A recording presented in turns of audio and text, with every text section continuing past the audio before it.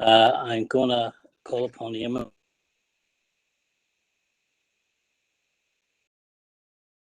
By the members' attendance and apologies. Thank you.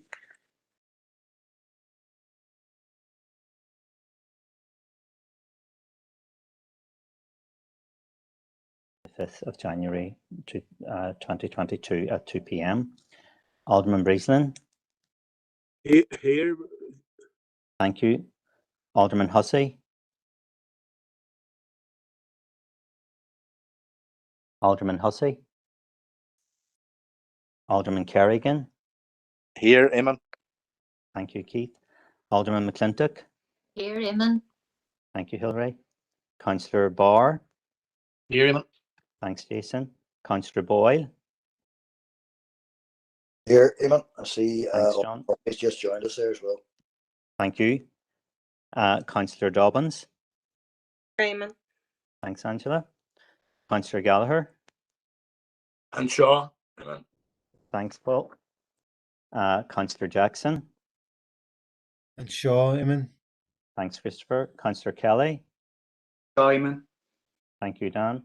Councillor Logue.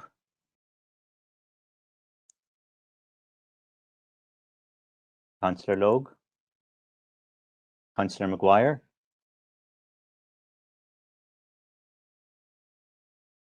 Councillor Maguire. Councillor McKinney. Thanks, Philip. Councillor Mooney. Here, Eamon. Thanks, Sean. Just go back. Councillor Logue. Councillor Maguire. And Alderman Hussey. Aye, online. Thank you, Derek. Thank you, Chair. Thank you for that, Eamon. I'd like to remind everyone present at this meeting in attendance remotely that this meeting will be broadcast live to the internet and will be capable of repeat viewing. This broadcast may be terminated or suspended in accordance with our protocol. Due to your attendance in this meeting, you're consenting to being filmed and to the use and storage of these images for broadcasting or training purposes and for the purpose of keeping historic records and making those records available to the public. Members and approved speakers are reminded to only have their mics and cameras on while speaking at the meeting and to use the chat facility to highlight a request to speak. A copy of the Council privacy notice may be found on the Council website, www.terrystrabane.com. Thank you. Okay, moving on to Chair's business.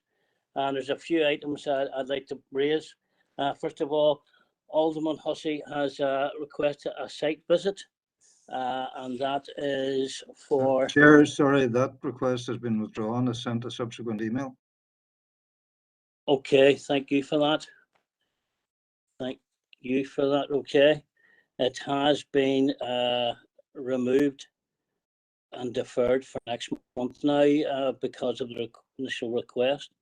But just bear with us, Derek, we're going to just get some information on that. Bear with us a second.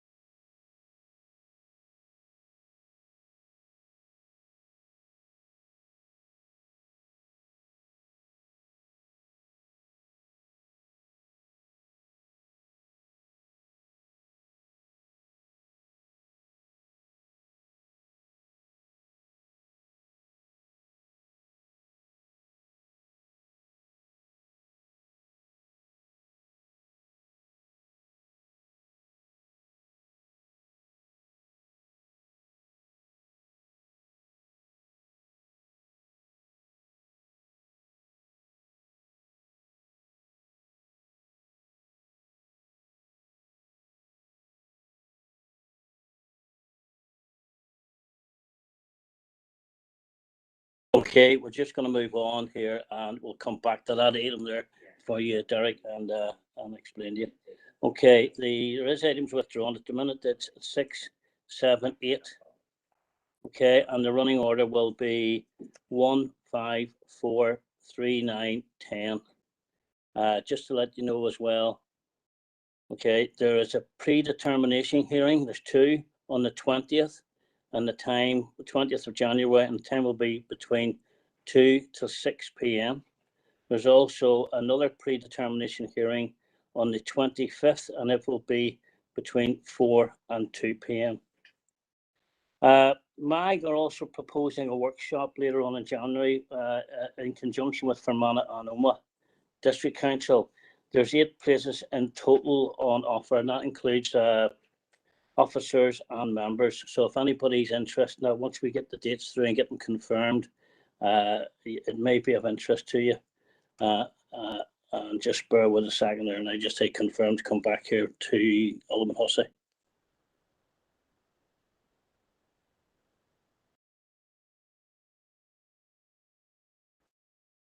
Alderman Hussey, we can't proceed with hearing that today. I've just been advised there. Okay, thank you. Chair, on that then, will it be dealt with tomorrow if we have to meet again tomorrow, or will it be put back to the next? And more likely, I would say, Alderman, go back to next month, put back to next month's meeting. Thank you on that. Thank you. Thank you. Thank you, Nick. Cheers.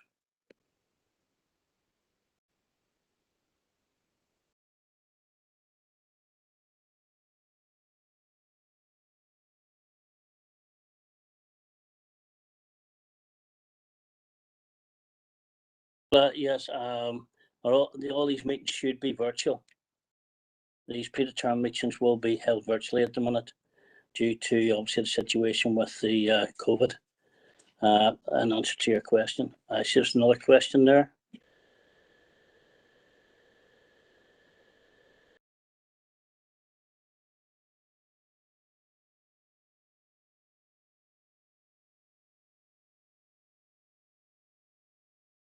Dan, sorry about that. Okay, right. The running order will be 1, 5, 4, 3, 9, and 10. I'll just confirm it again. 1, 5, 4, 3, 9, 10.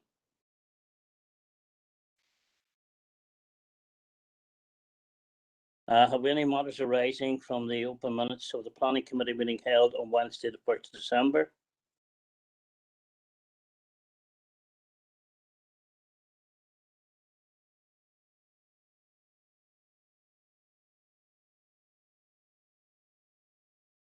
Okay, item 7, matters arising from the open minutes of the reconvened Planning Committee meeting held on Thursday, the 2nd of December. Anyone wish to come in? Okay, right, we're going to move on to planning applications, and it is application 1, LA 1120210033, and Laura. Yes, John, go ahead. Bear with Laura a minute. Go ahead, John. Thank you, Chair. I'm sorry for interrupting your flow there. Chair, just in relation to the late item which came in from Mark H. Durkin, MLA, roughly about a half an hour ago. I'm not sure if everybody's seen it or not. I've had the opportunity to look at it. I don't have it in front of me. Just bear with me a wee second. Chair, just getting up here.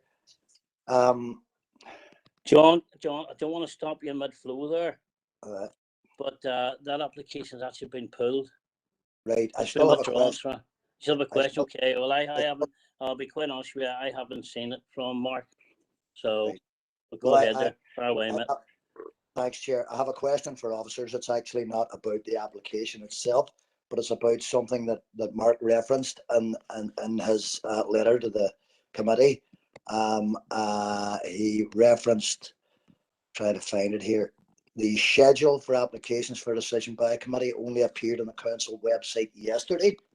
And he says that objectors had not been informed and had therefore been unable to organise or articulate their concerns. I suspect perhaps, and I could be wrong, Chair, that that's the reason that these ones have been withdrawn today. But the question for officers, and perhaps it's the city solicitor that can answer it, is there a statutory requirement for council to have the information uploaded onto the website? in advance of the meeting, and is there a time frame in and around that?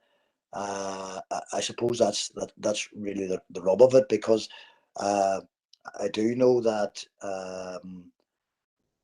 that objectors in particular find it difficult to get information if that information isn't there for them to see it, and therefore that they wouldn't perhaps have the opportunity to address the committee. And I'm not just talking about this application. I mean, obviously that would be all in any applications. So I suppose some clarity from the city solicitor around that. The other thing as well is I was informed by a constituent who was looking for information in relation to the planning committee of December, that those decisions are currently not online. I'll stand corrected because I didn't have the time to check on that, but that they have not been uploaded as yet either. So I suppose two questions there for you, Chair, and thanks for letting me in on that, but I think it's important that we understand the situation.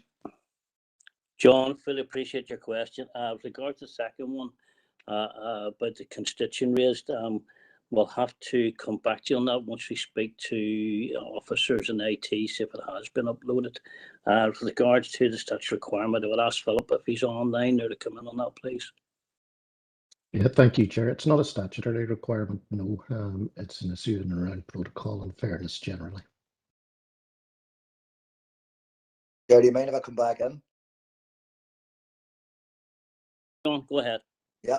Okay, Chair. Well, look, I didn't think it was a statutory requirement, and I understand. I appreciate the clarity from the city solicitor, but I'm sure all will understand that if we have introduced a particular protocol that allows for the information that will be in front of this committee to be uploaded in advance, and obviously there will be a number of days in advance, then if we're going to have that practice, and that practice must be consistent.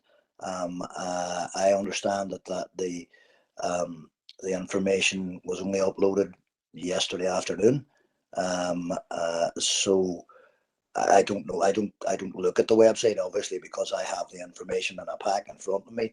But if it's in the public domain some days before the meeting, then that's a practice we should ensure continues, and that obviously that we're not uploading the information, for want of a better way of putting it, at the last minute. John, I'm going to let Eamon come in there and speak on that. If you just bear with us. Thank you, Eamon. Thank you, Chair. Thank you, John. Members, apologies. There was an administrative error due to the holidays. That's why the information wasn't uploaded. It's also why the application in question has been withdrawn.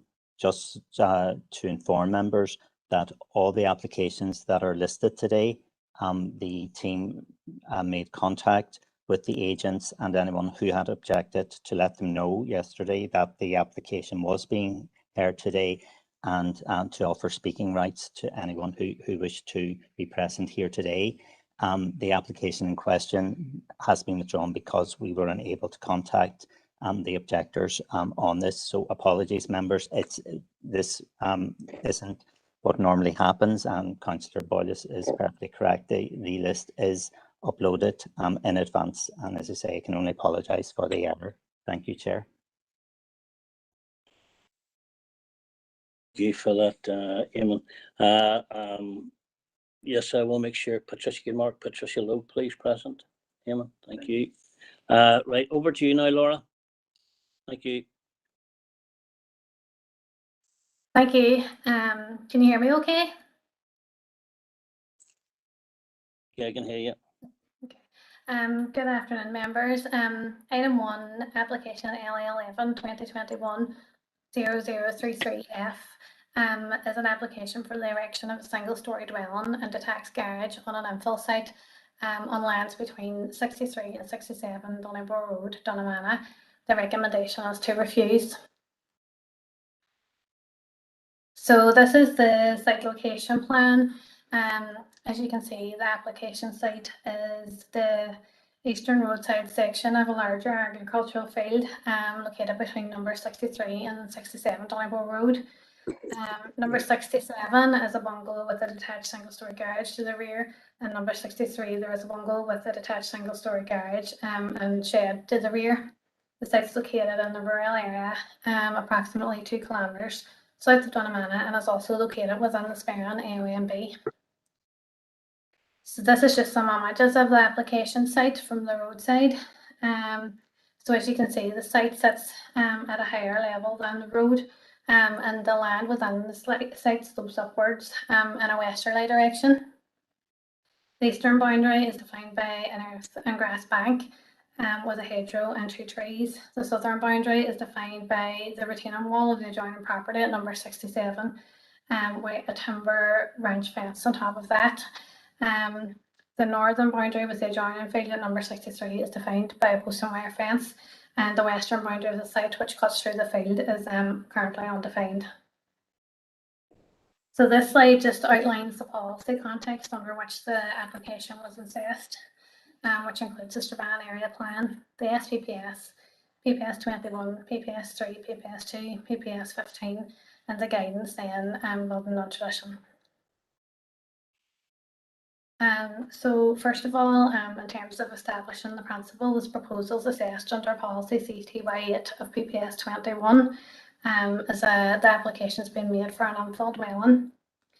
So policy CTY8 of PPS 21 permits the development of a small gap site within sufficient only to accommodate up to a maximum of 2 dwellings within an otherwise substantial and continuously built up frontage. This is defined as a line of 3 or more buildings along the road frontage without accompanying development to the rear.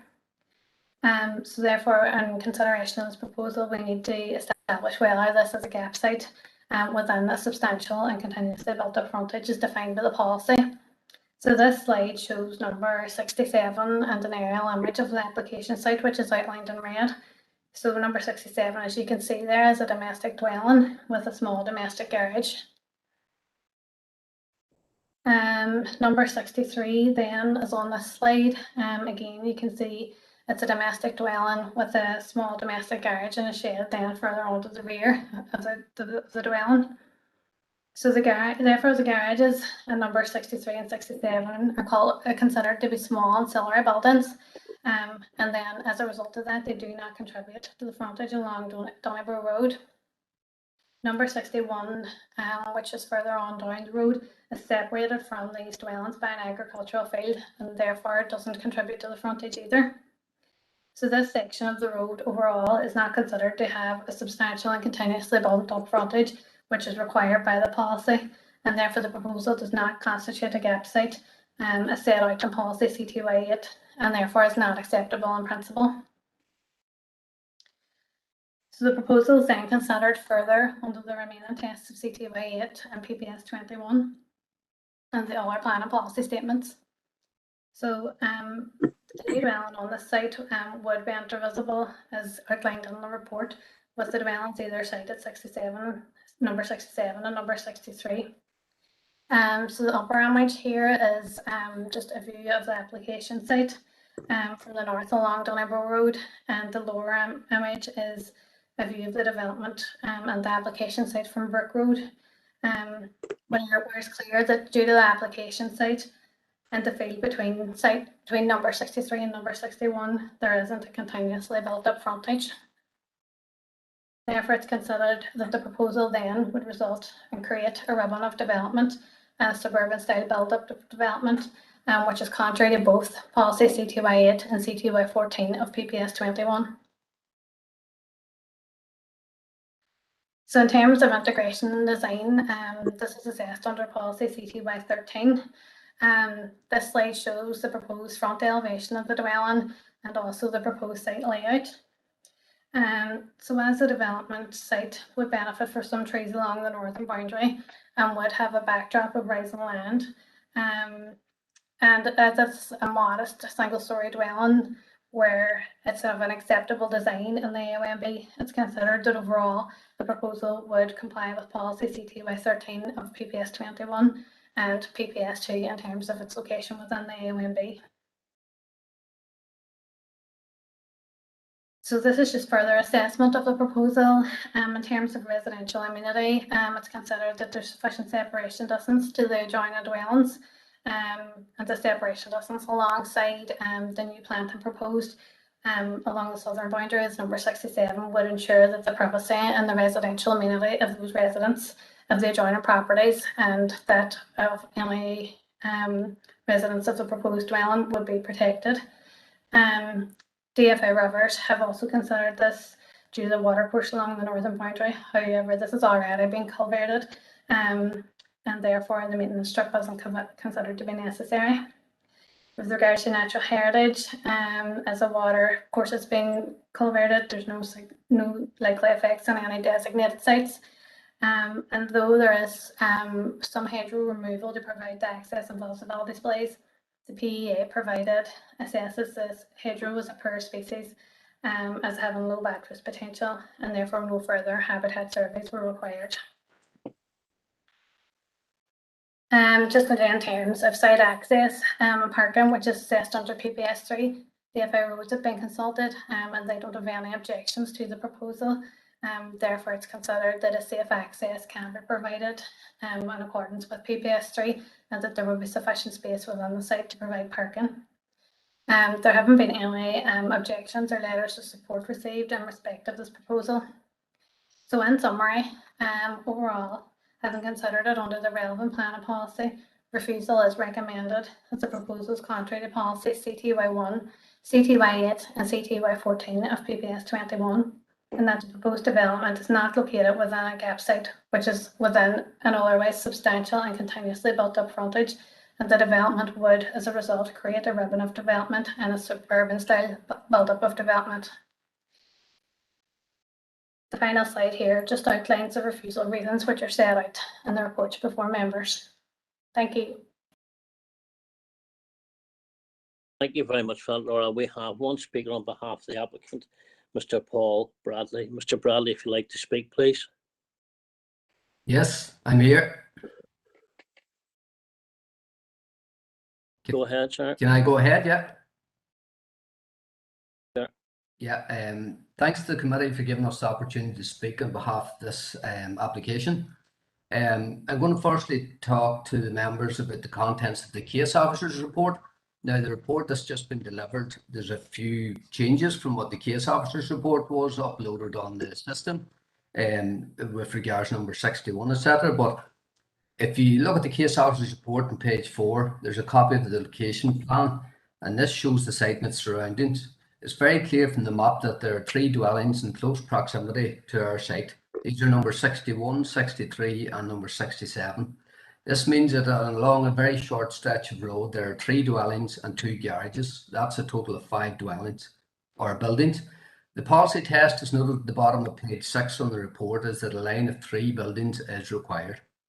Despite the clear existence of number 61 adjacent to our site, it has not been included in the site description or in the consideration of the number of buildings along the road frontage, and number 61 hasn't been mentioned in the case officer's report until the very end of page 8. Only then is used as a comparison for plot sizes. At the bottom of page 7 on the same report, it stated that this section of road is not considered to have substantially continuously built up frontage comprising of 3 buildings in a row. Despite the fact that if you drive along a very short stretch of road, the distance between the centre of number 61 and 67 is only 180 metres or 0.1 of a mile, and across that short distance there are 5 buildings. The policy does not state that the existence of road frontage to consider or what distance that it has to cover, and these are all along the same stretch of road, which is only essentially the length of a football pitch. This is further confirmed on page 9 of the case officer's report when it states that the proposed dwelling will be intervisible with the dwellings either side when viewed from number 61 towards the south again. This is actually confirming that there is a build-up of more than 3 dwellings over a very short distance. The dwelling at number 61 has only been considered by the planner's report when they're trying to create a refusal reason for our site, and has been ignored when the site has been assessed as consideration for approval to satisfy the policy requirements. Number 61 is clearly part of a continuous built-up frontage and cannot be used for one part of the policy and then ignored for the other parts. The case officer's report is contradictory in places, and on one hand is saying that there's not a sufficient amount of buildings along the road frontage, and then on the other hand they're stating that this proposal will add to the existing build-up along the road frontage. Now, if I leave the case officer's report for a minute, and I want to go back to email discussions that I've had with the planning officer during this application. On the 2nd of April, I'll only do these very briefly. On the 2nd of April, I have an email saying, from the planner, saying, I've discussed with the senior planner and we're content with the principle of infill dwelling under CTY 8. And basically, we had a few roads issues to sort out after that. But on the 25th of August, these were satisfied. I emailed the planning officer again asking, look, roads are now cleared. When will this be issued? The response was, I have a bit of a backlog of issuing to do, but we'll get around this as soon as I can. As far as we're concerned at that stage, everything was okay on this site and it was in principle accepted. And we have them emails available and they've been submitted to this committee. If we then jump forward to in around the 30th of September, I was then updated by the planner again, almost 6 weeks later. I need to update you on this, that in light of the recent plan advice note for development of countryside issued by DFI Minister Mallon, the site will have to be reviewed. Now, then 15 days later, the case officer come back to say, further to my email below, senior planner and principal planner have reviewed this application in light of the recent planning advice note for development, and we would be the recommendation to refuse. So we had 2 emails confirming we were on for in principle to get approval. Then with the provision of the plan advice note, this opinion changed. So on the 15th of October, after a lot of public outcry, the minister withdrew the plan advice note for the development in the countryside. So I went back to the planner and asked, look, do we not now revert back to the original recommendation that in principle this would be approved? But I was told that no, this has been discussed again and the opinion seemed to have changed because of the plan advice note, but that has been withdrawn. It's very clear from the email trail that we have that the site was considered acceptable in principle until the plan advice note was issued from the DFI. After it was issued, suddenly this site was not acceptable, and yet even after the DFI plan advice note was withdrawn due to public outcry, the planning department would not revert to their initial recommendation. Excuse me, Mr. Bradley, that's your 5 minutes up. Okay. Thank you for Mr. Bradley. Have any questions from the committee for Mr. Bradley?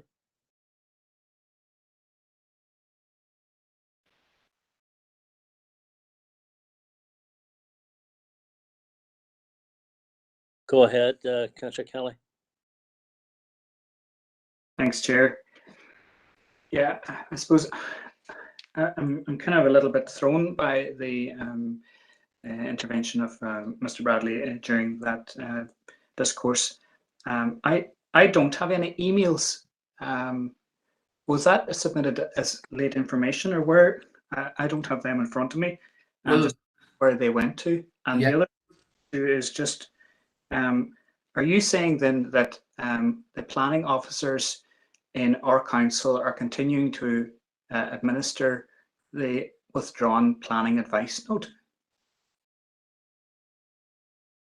Well, I have a trail of emails, and whenever I was putting in my speaking rights and they were accepted, I was asked to submit a copy of my Mr. Bradley, there, your actual notes were put into your speaking notes in case you were unable to speak yourself through the IT problem. So this is why they weren't handed actually across to the committee, because they were just put in with your speaking notes, so to speak. So they weren't actually part of the process, so to speak, except for speaking notes.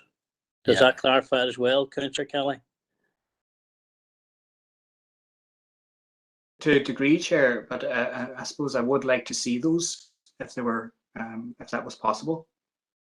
Can I just point out that they very clearly show that the opinion changed purely on the issuing of the plan advice note, which has now been fully withdrawn and all parties were against this.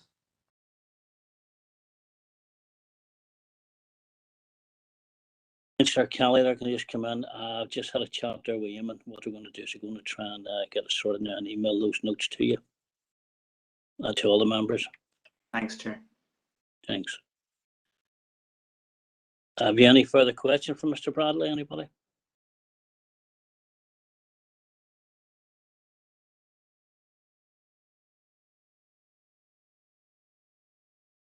I think what we'll do is we'll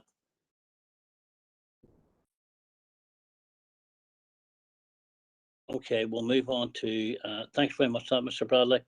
There's no one else for questions for you, but move on to questions for the officer while we're waiting for those notes to come through. Thank you. Chair, Councillor Boyle here. Councillor Boyle, go ahead, sir. Yeah, Chair. I don't think it appropriate at this point to move on until we've all had an opportunity to read the notes. I can't ask Mr. Bradley questions about information I don't have in front of me at this point. That's a fair question there, John. We're going to do, can you give us 5 minutes and we'll get them out to you. Just want to have a quick recess, guys, then, and maybe you want to go for a smoke, John.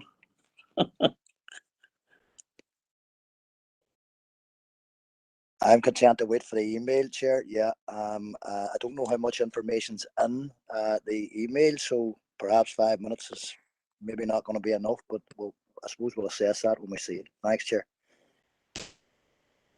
Sam was it's going to take 5 minutes before we get them through, so we wanted to have a bit of a recess here just for a few minutes here, just to lay us your email to you as well.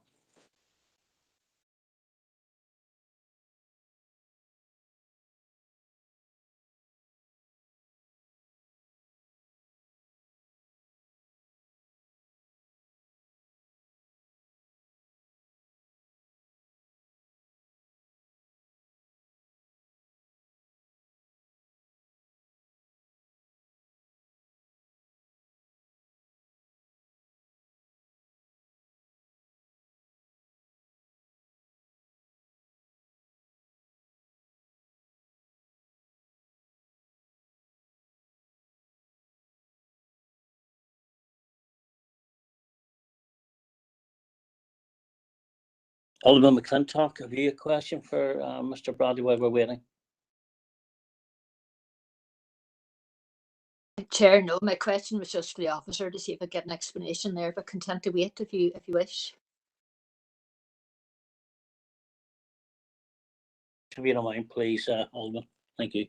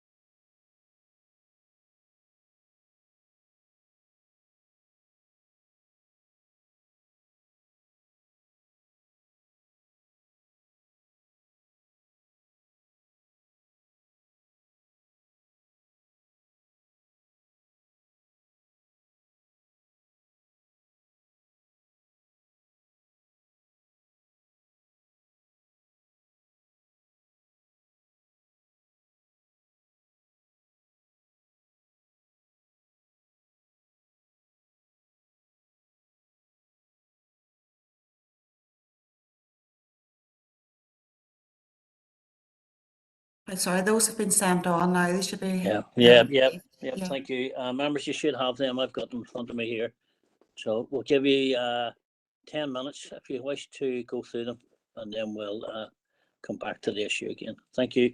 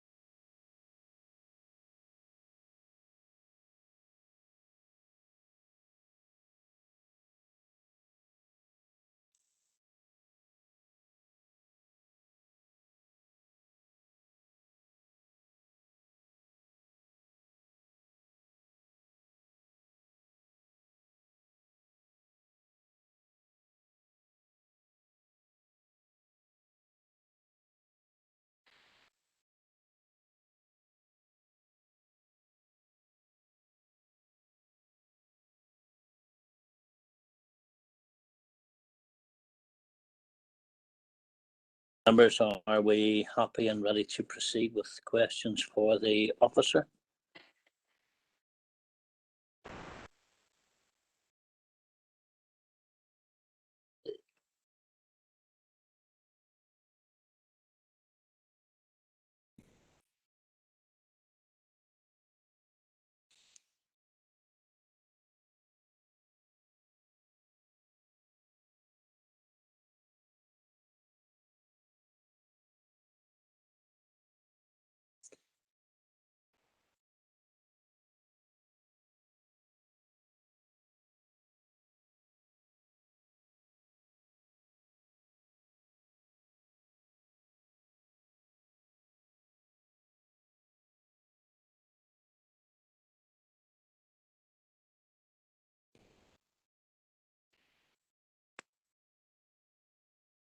go ahead with questions to the officer. Thank you.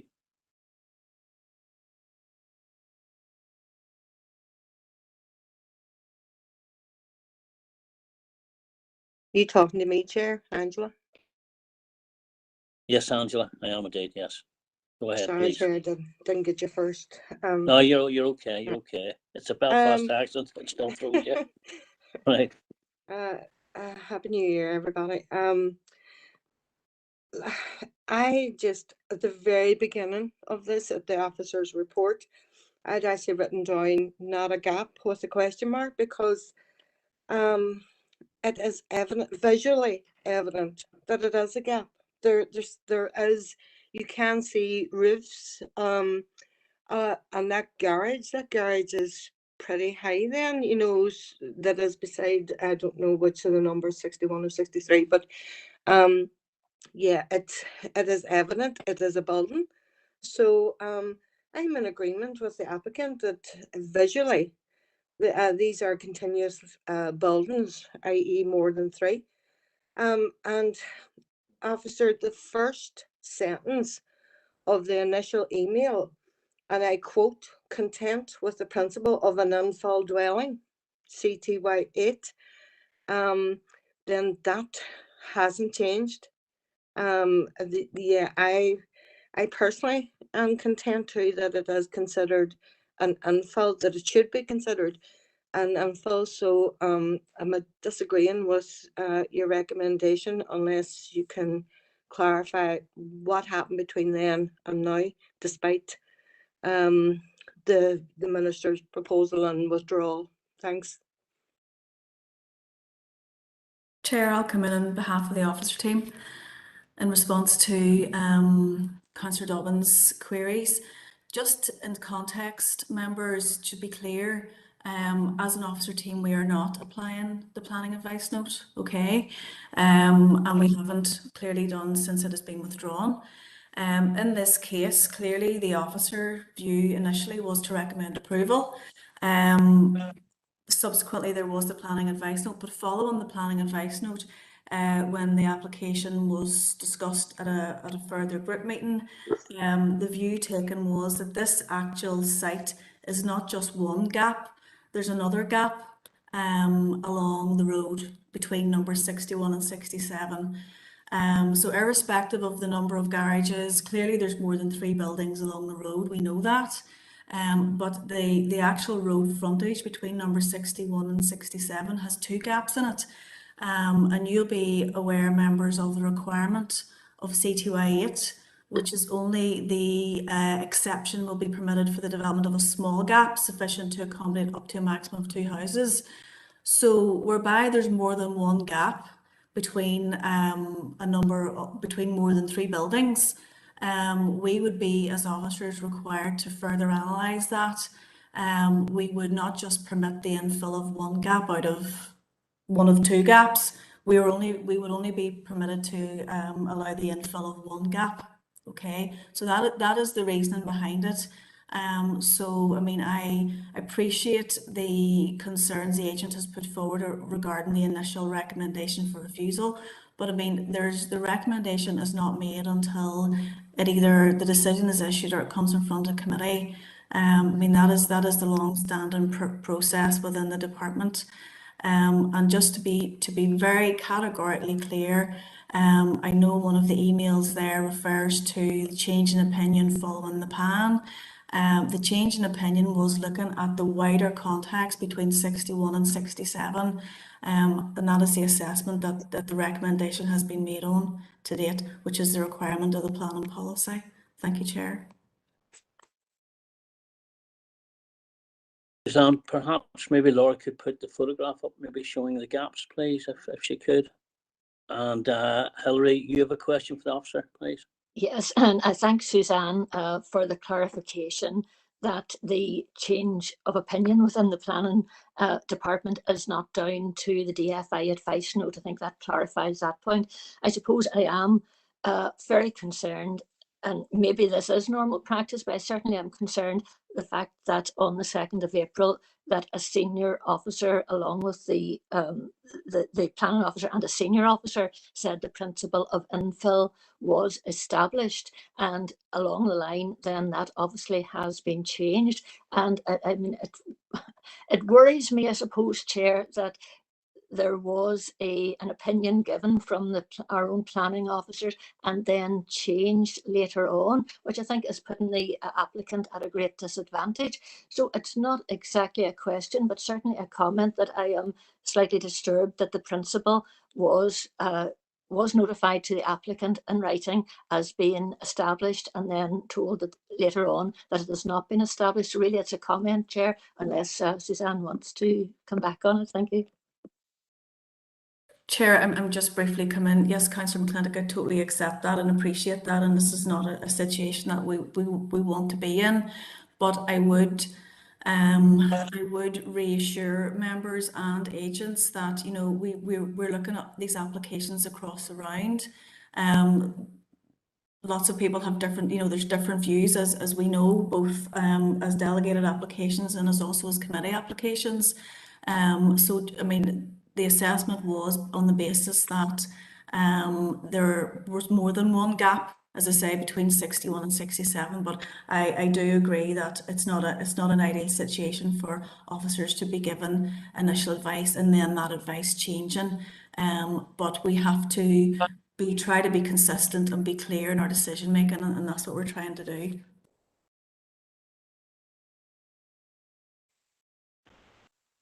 Thank you for that, Suzanne. Alderman Kerrigan, you wish to come in? Thank you, Chair. I thought it was Alderman Hussey in front of me. Maybe I'm wrong. You could be correct there, Keith. I just don't see it. Go ahead, Alderman Hussey, please. Thanks, Keith. I was content to follow yourself there, but Chair, to the officers, I mean, I just cannot agree. I'm looking at the 3 refusal reasons. I just can't agree with them. No overriding reasons why development is essential in this rural location. Well, we've been working on the LDP, which clearly states and shows that there is a need for dwellings in our council area, be they rural or be they urban. So, you know, people need houses. Now, some people like to live in the country.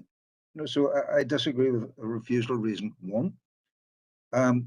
It's not a gap site, yet we've already had officers describing it as a gap site along with another one. You know, so, you know, I mean, there's contradiction there from the officers with regard to refusal reason 2. And it's contrary to strategic planning and detrimental to rural character.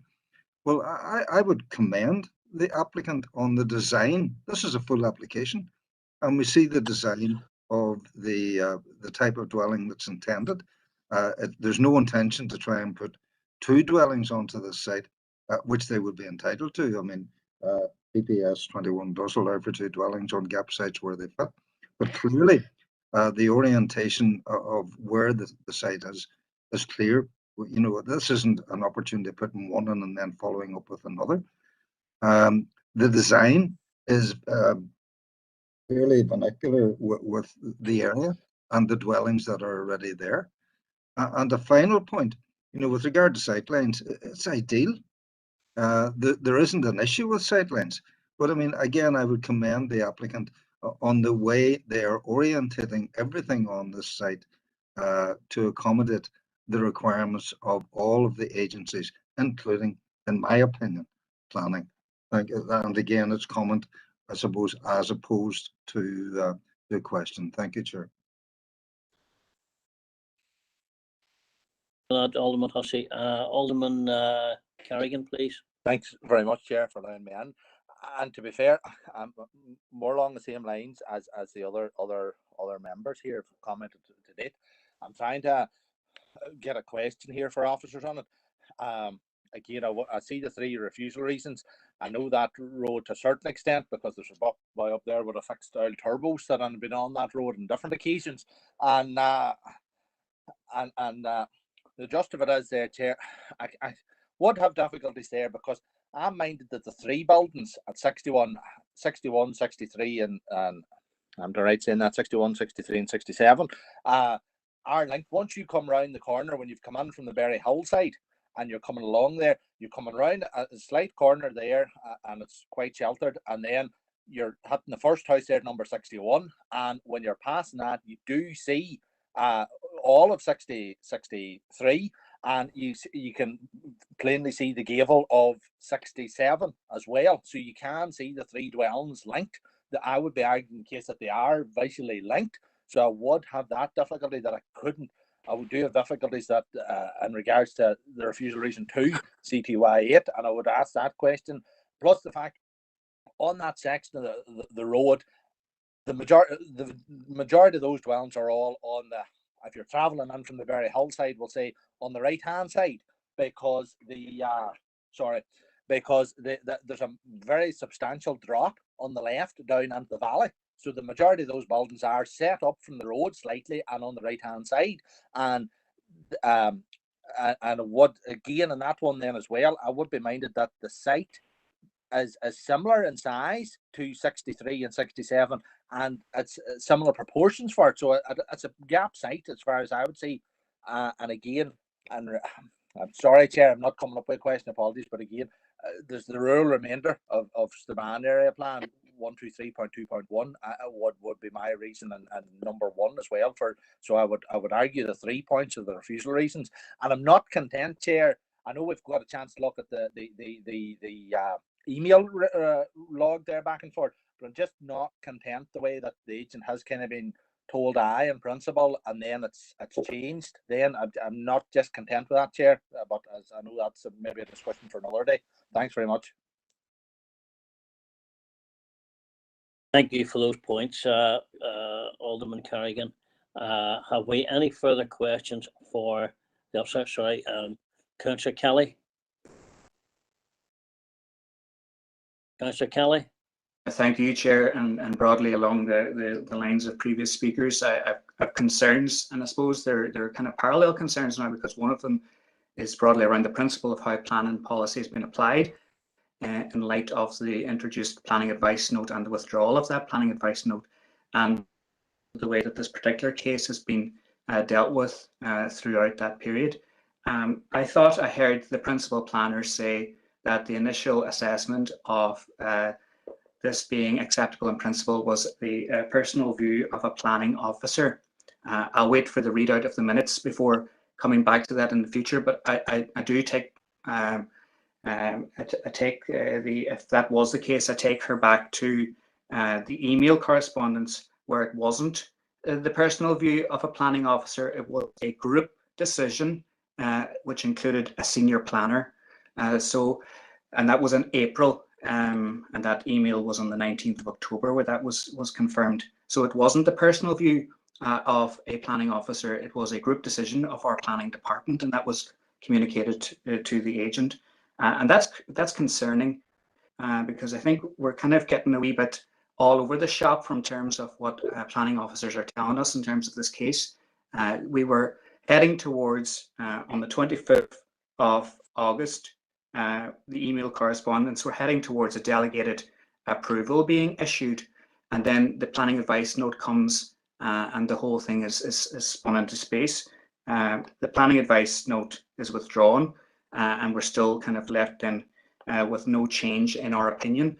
I find it incredible that the officer actually emailed the agent to say there's going to be no change in our opinion, given the fact that they had diametrically a new position in October, which was the diametric opposite of what was the previous opinion, which was an opinion to approve under delegated authority, and now they were moving to refusal, a recommendation to refuse to come to the planning committee.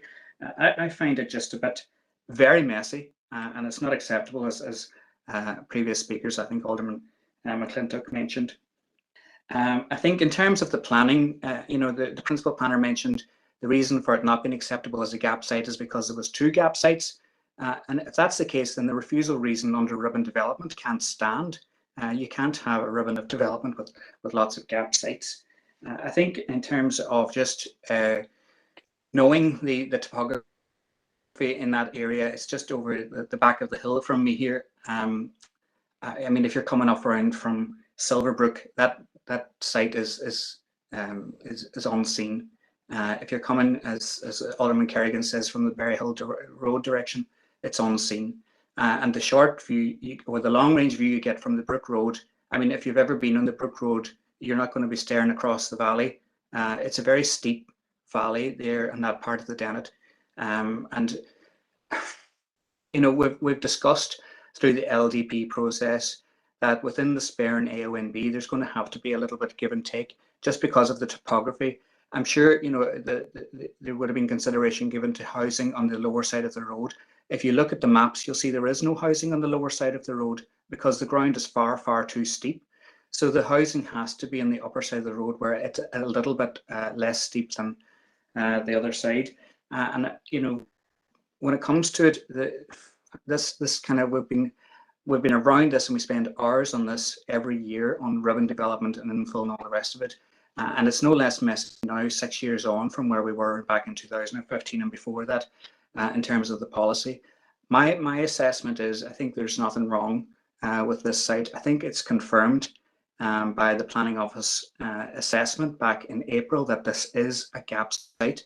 And I'm of that opinion as well under policy. I'm not sure that when you look at the size of the sites, the other second gap site that the planning officer, the principal planner referred to, is of an adequate size when you compare it to the other sites along that section of the road.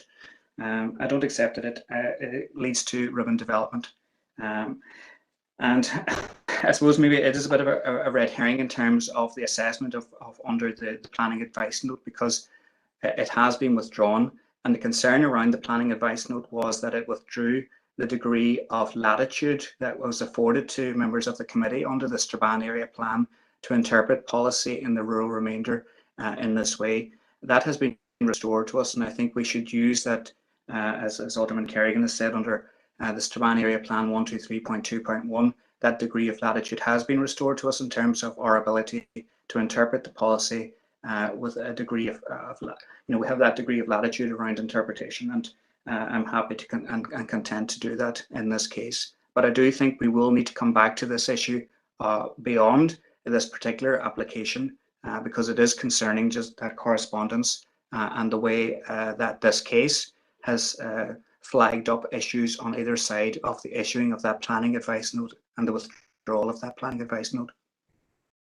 Thank you, Chair. Thank you for that, Councillor Kelly, and I do agree. I think that we need to revisit this again at a later stage and open for discussion with the officers ourselves at a later date, and I'm sure Eamon and Suzanne will make a note of that if they could, please.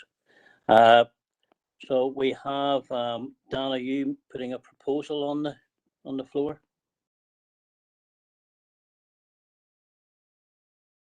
Well, Chair, just in light of what I've said, yes, I'm happy to do so, and that would be that the proposal would be not to accept the officer recommendation to refuse. I second that, Chair. Angela.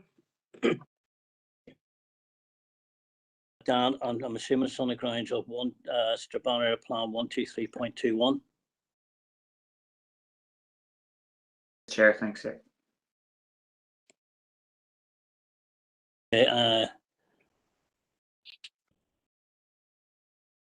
Does anybody object to this? Any objections, or can I take it that it's unanimous? Okay, unanimous vote. Okay, to overturn the officer's recommendation. Thank you.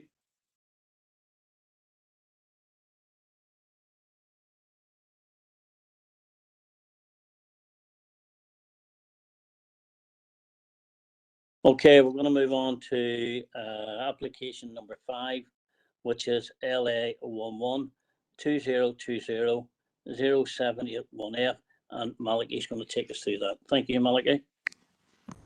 Good afternoon, Chair. Good afternoon, members.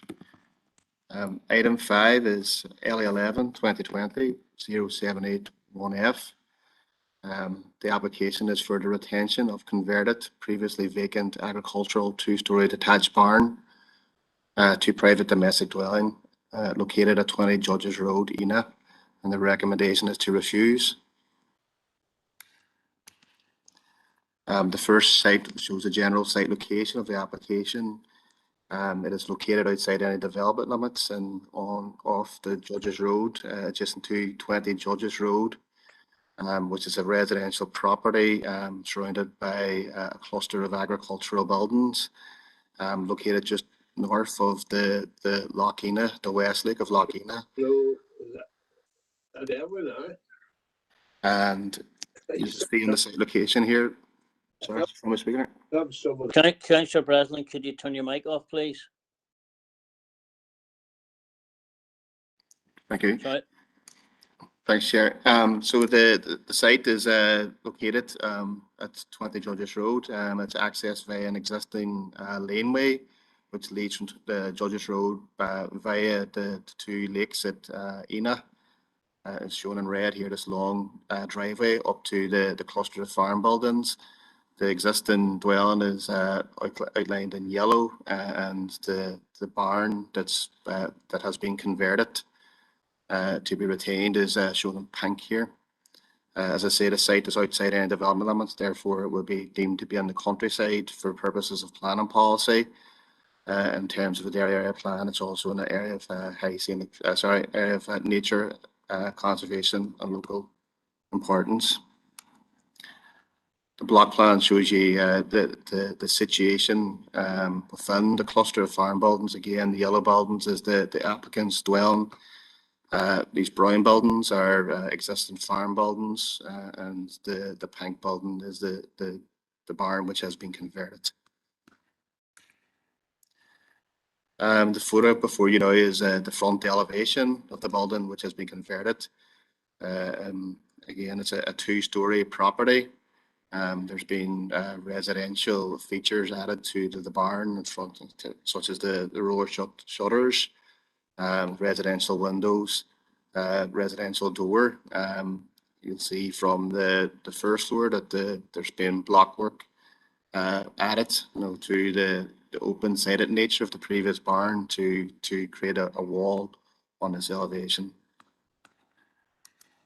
And again, the photo on your left will show you the rear elevation of the property. As you can clearly see, there's been block work added at first floor level to infill the elevation to provide an elevation, a residential elevation.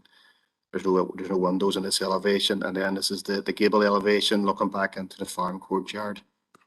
And you'll note some residential features such as the satellite and gas meters. The photograph on the left will show you the residential private amenity space associated with the conversion, which is basically a courtyard for car parking space to the front. There's no green open space or private space associated with the proposed dwelling. And again, this will show you the situation just above the site, which is the existing farm courtyard. You can just see our barn here, just as I'm circling it here, and these are agricultural buildings surrounding it here. These are sites, views of site towards from the access. The site is not readily visible from Enoch Road, given the long nature of the private access. There are some views of the rooftops from West Lake Road, which leads to residential property to the north of the development. In terms of the floor plans and the elevations, the attached plan shows the outline of the site in terms of the proposed rooms within the first floor and ground floor. As you can see, it's taken on a residential nature. There was no existing plan submitted with the application, and there was no existing photograph submitted with the application to show how the barn looked or operated beforehand.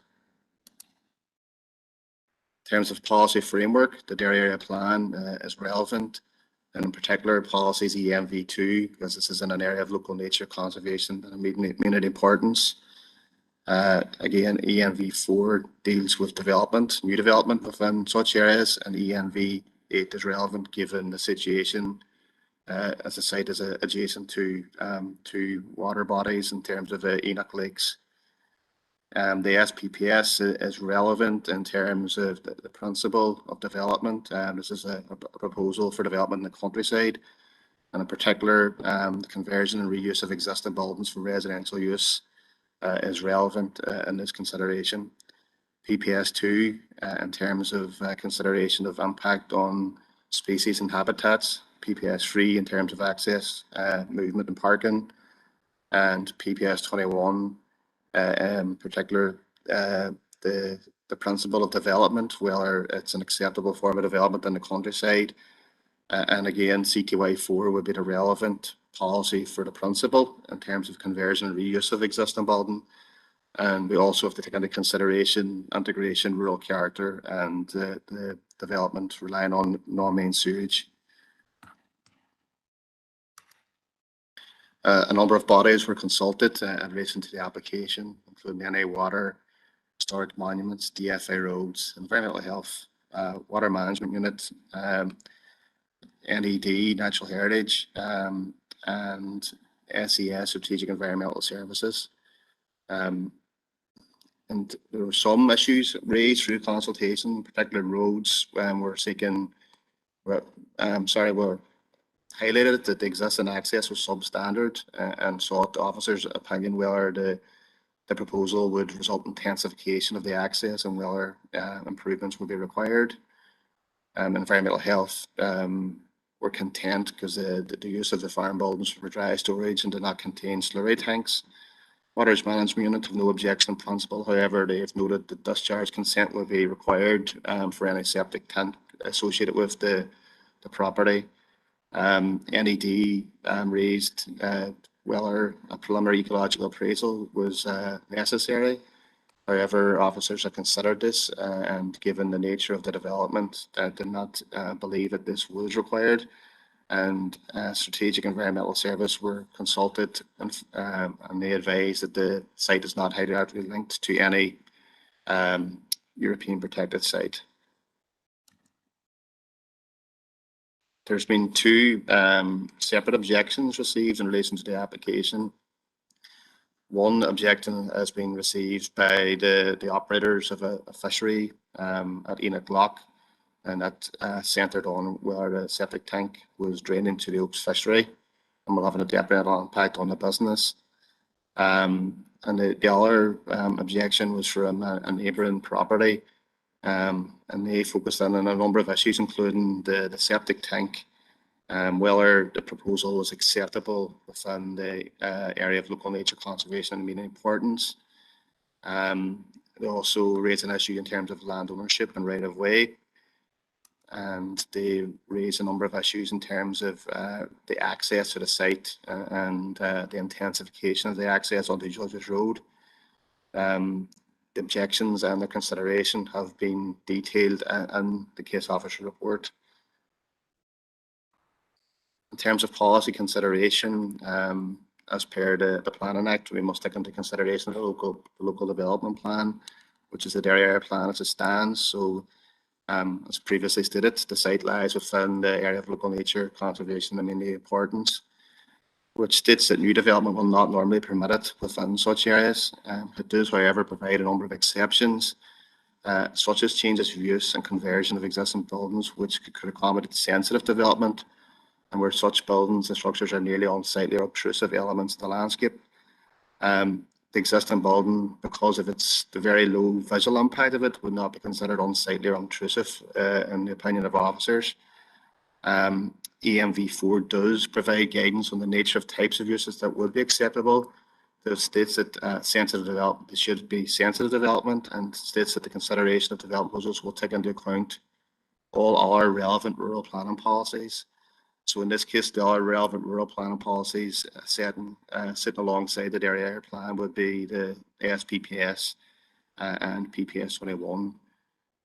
Therefore, in particular, CTY4 of PPS 21, it is considered the development does not meet the relevant criteria for conversion in the SPPS. Therefore, given the requirement of EMV4 to consider these policies, officers are of the opinion that this type of changes would not be considered acceptable as an acceptable type of change of use in this protected area.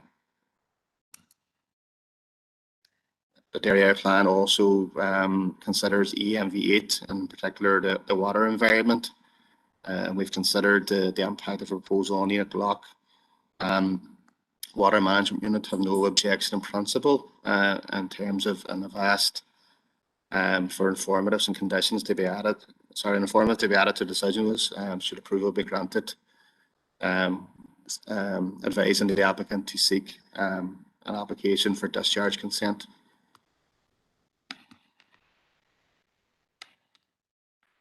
So that brings me along to the SPPS, which deals with the principle of conversion. As previously stated, we don't have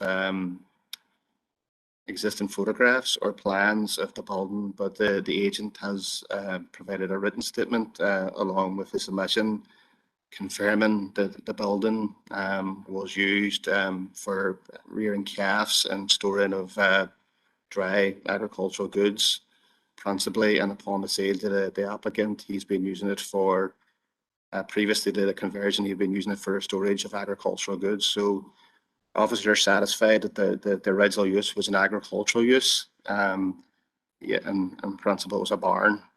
And we understand from the statement too that it was an open-sided on the two main elevations. So the SPPS states the provision should be made for the simplified conversion and reuse without adaptation if necessary of a locally important building. And it gives examples such as former schoolhouses, churches, traditional barns and outbuildings.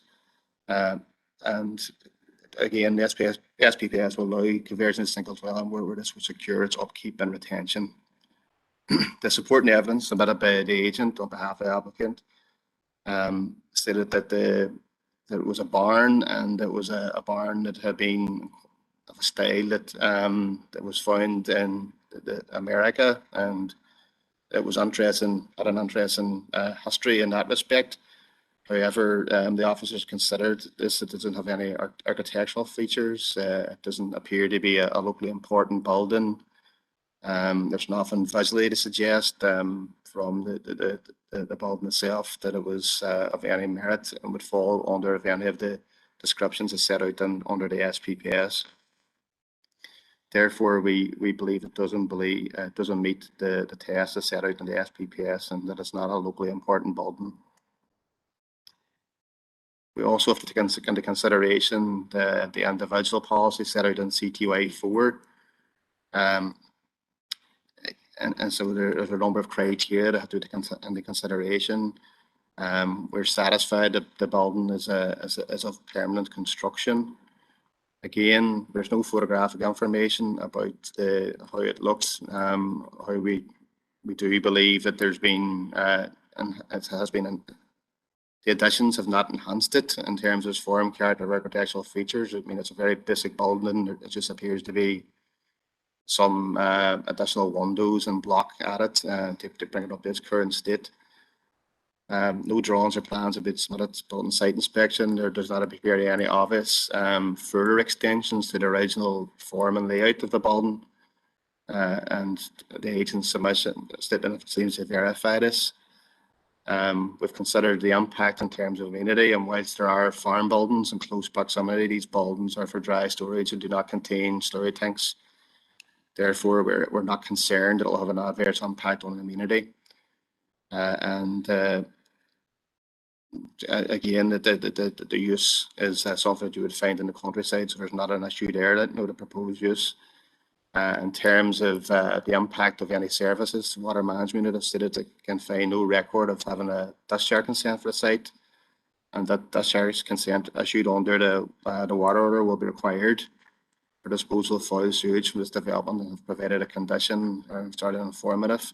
Again, this is separate legislation from planning, so if planning was ever granted on the site, the applicant would have to seek this separate consent. In terms of accessing and servicing the site, in terms of the access on the Judges Road, DFI have stated the existing access arrangements would be considered substandard. However, officers' opinion that the intensification onto this fairly minor road would not be significant, and it would be unreasonable to request an upgrade to the access, given the limited amount of traffic movements that would result from any development allowed if approved. In terms of CTY 13, it's not considered the proposal would be a prominent feature in the landscape, as it sits within an existing farm complex and cluster. There are quite limited views of the site, fairly localized to traveling along when you're traveling towards the site along the private laneway, and some views from Westlake to the north. The proposed dwelling reads with the existing built farm created by 20 Judges Road and the agricultural sheds. And whilst the design is somewhat suburban in nature, it's given the very limited visual impact. It will not have a wider detrimental impact on the rural character of this rural area. Again, CTY 16, officer opinion that discharge consent is required, and that'll be a separate consent. PPS 2, we've no hedges are being removed, and the building is not being removed. Therefore, a preliminary ecological appraisal was not requested. So, in conclusion, the officers are of the opinion and recommend that the proposal does not meet the policy requirements of the SPPS on the basis that the proposed building that has been converted could not be reasonably considered to be of local importance, which is the stated test of the conversion policy within the SPPS. The building has no visual, architectural, or historical characteristics that would suggest it is locally important, and the relevant policies, including the area plan, do not support this type of conversion from a barn to dwelling in this location, and therefore refusal is recommended. And the recommended refusal reasons are set before you. Thank you, Chair. Thank you for that, Malachi. We have one speaker, Mr. David Graham, on behalf of the applicant. Mr. Graham, you have 5 minutes to speak. Thank you, sir. Thank you, Chair. Good afternoon. Thank you, committee members also. I speak on behalf of Mr. Sam McElwain, the applicant, in support of this application to have his barn conversion approved for retention. Mr. McElwain, who is now in his 90s, undertook the conversion of this barn entirely by himself in 2017 in order to save it from an already dilapidated state of repair and thus prevent its decline to both a safety concern and eyesore. Saving the structure by having it occupied was the sole intention. It was certainly not Mr. McElwain's plan to blatantly flaunt any requirements, and he undertook the work with good intentions. Since 2017, it has been occupied by one person and offers a modest, long-established building to remain within its secluded setting, grouped with the other farm buildings which surround it. I'll comment on the general feedback of the various consultation bodies, but for the main point to be addressed would be the reason for refusal. This being the fact that the building being converted has not been judged to be considered as of local importance. To this regard, I would highlight the submission to the Planning Department from September last year, where an interesting account of the historical background of this barn was provided by Mr. McElwain. The previous owner was a Mr. Hill, a father-in-law of the neighbouring residence, and a test pilot who was sent off to Seattle during the war for safety. During his time there, he decided on farming as a career and noted the system the American farmers had of dairy farming. When he came home, as it happened, the adjacent farm was for sale, which is 20 Judges Road, the subject of this application, which he bought. He then erected his farm building following the American style, which he had noted carefully, and formed the first open courtyard style design for calf rearing in Northern Ireland. The structural frame was a concrete type, and again, this was the first in the locality, and is still very much evident within the converted building. There are no other farm buildings in Northern Ireland similar, and they have a charm of their own worth preserving. The barn has been in existence since the 1940s. Due to it not being used for 30 years, the building was falling into a poor state of disrepair. Decades of exposure to the elements had left the structure in a very poor state, especially given that this was an open design, again, unique for its time. This meant that the weathering was playing greater havoc with the building than a more traditional closed-in type design. The conversion to a dwelling, which still retains the unique concrete structure as testament to the original design, has without question saved the building from falling into a state of complete disrepair and potential demolition. Given that the SPPS states that provision should be made for the adoption of locally important buildings such as older traditional barns, we feel strongly this part of the policy is in fact being met, given the historical context which is being provided. The planning report clearly states the proposal would not be considered a prominent feature in the landscape and will not have a detrimental adverse impact or effect on the rural character of the area. SES have stated that the conversion will not cause significant harm to any protected species. NI Water have no cause for concern and have not provided any objections, and this also goes for HED. Planners have also stated that the proposal is not detrimental to the existing access, and therefore increased visibility displays are not required. The existing access has been deemed acceptable and may continue to be used. Drainage from the premises is taken to an existing foul manhole within the farmyard area, which is also linked to the main dwelling. From here, it's connected into the existing septic tank located within grounds over which a legal easement exists. The converted barn contains only one toilet, which serves one person living in the house. This falls well within the capability of any standard domestic or treatment tank, septic or treatment tank, and has proven to work since its connection almost 5 years ago in 2017. It has never resulted in any overcapacity, odour or pollution issues. Land ownership issues of access and septic tank location have been addressed within the responses provided, and in any case, these are not matters relevant to the determination of the application. We trust that an approach is taken by the council that will ensure that this barn conversion may be approved for retention to ensure this very secluded and historic 80-plus-year-old building may be retained and its use continued rather than to be reversed and allowed to begin to deteriorate once again. Thank you. I'll be happy to take questions. Members, do you have any questions for Mr. Graham?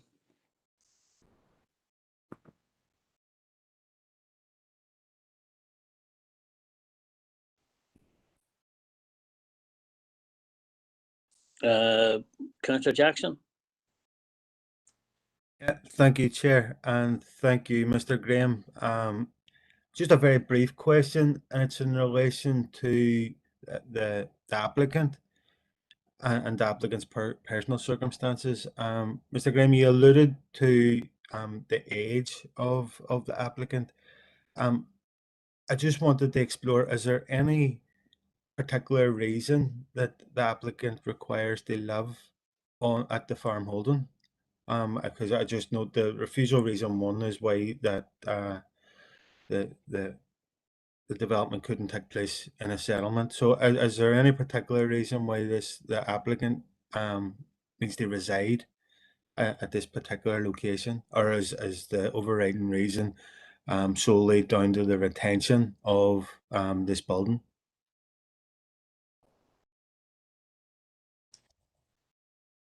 Sorry, is that question for myself or the officer? Yeah, that's for you, Mr. Graham. Oh, sorry. Okay.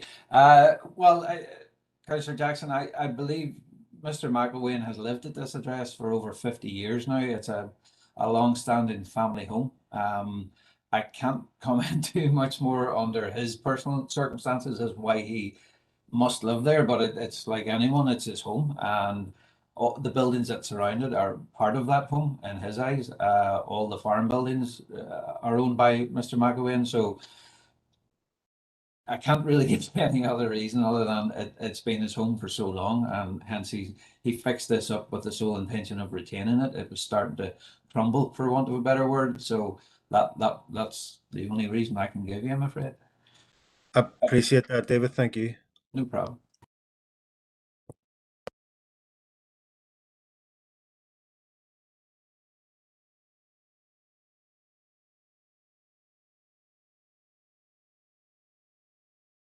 Alderman Hussey, you have a question for Mr. Graham? So. Thank you, Chair. Thank you, David. I suppose similar to Councillor Jackson, Mr. McElwain, I presume I'm looking at the block plan, or the coloured block plan of the yellow buildings, the brown buildings, and the pink buildings. I'm presuming that Mr. McElwain lives in the yellow buildings. That would be the home farm house as such. I'm presuming then that the pink is the applicant's site. It's the site of the barn conversion, and that I'm presuming then that somebody either has bought that or is renting that from Mr. McElwain. And I'm wondering, is there a relationship or either to the business of the farm, or the person occupying the converted barn? Is there a relationship that they have to the business or to the applicant, Mr. McElwain? Thank you, Chair. Thank you, Alderman.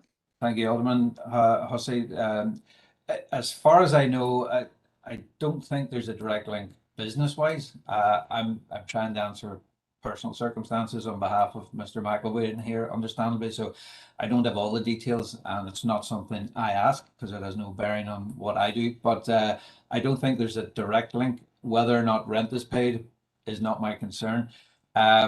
I believe the person living there is a self-employed artist who works from home, rarely leaves the home because of that reason. But other than that, Alderman Hussey, I'm afraid I can't give you much more information. That's grand. Thank you, David. Thank you. Okay, thank you. Have we any more questions for Mr. Graham from the committee?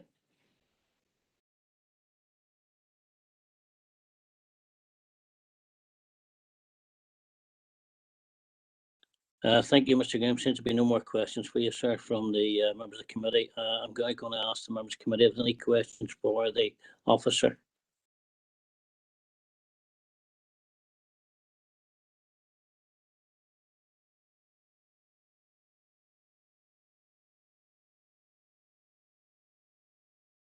Alderman Hussey, go ahead, please. Thank you again. I'm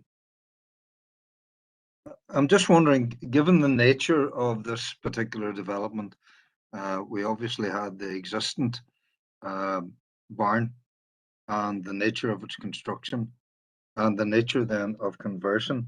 Had building control any comment on the structure that now exists? Thank you, Alderman Hussey. We don't consult building control on current plan applications. That would be a separate consent measure that the applicant would have to go through. So I can't confirm if building control have been involved in the proposal. It's okay. Thanks, Molly. Thanks. Any further questions for the officer?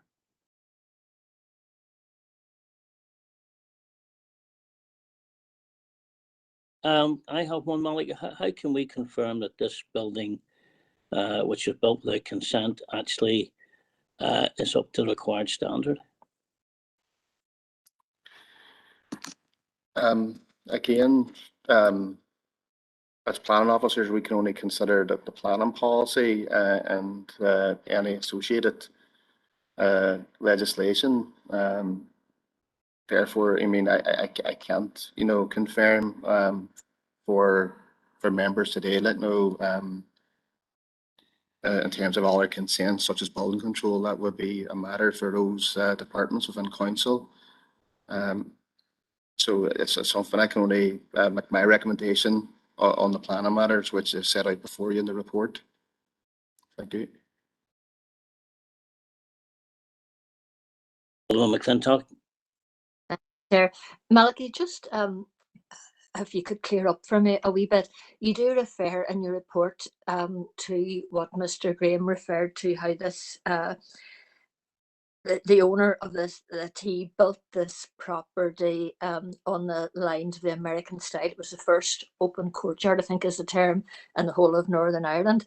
And just, it doesn't sort of sit easily with me that that's not considered as to being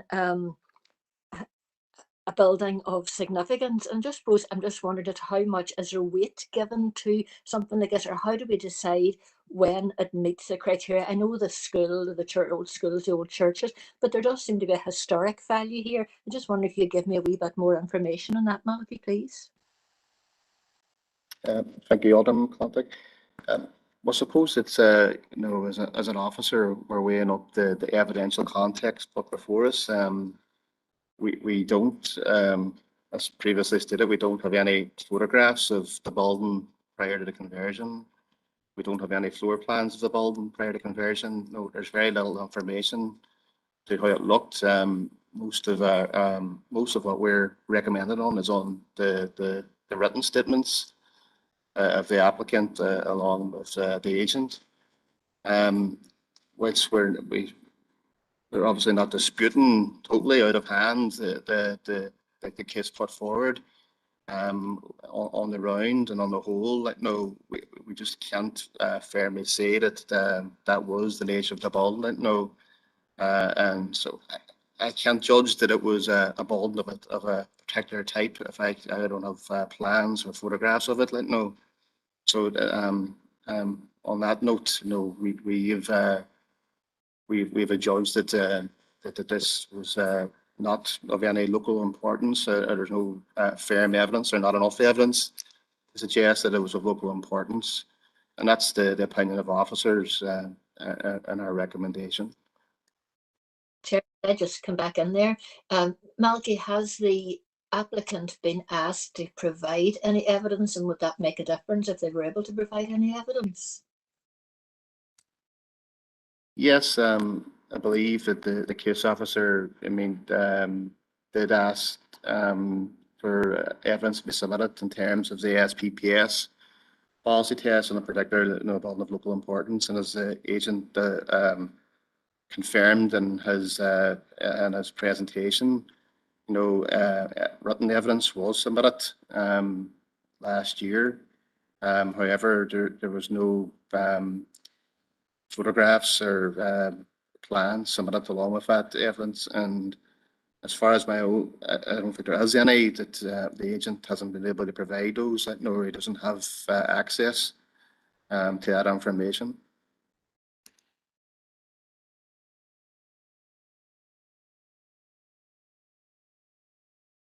Have we any further questions for the officer?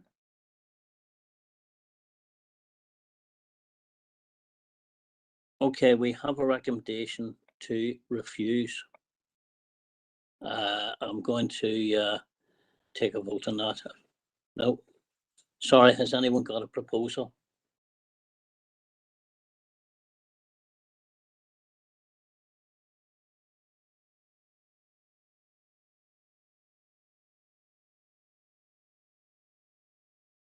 Mr. Jackson.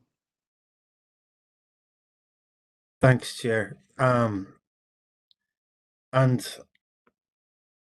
I agree, or I can see where Alderman McContic is coming from in relation to the unique design or the unique nature of the farm or the barn itself, and how that it's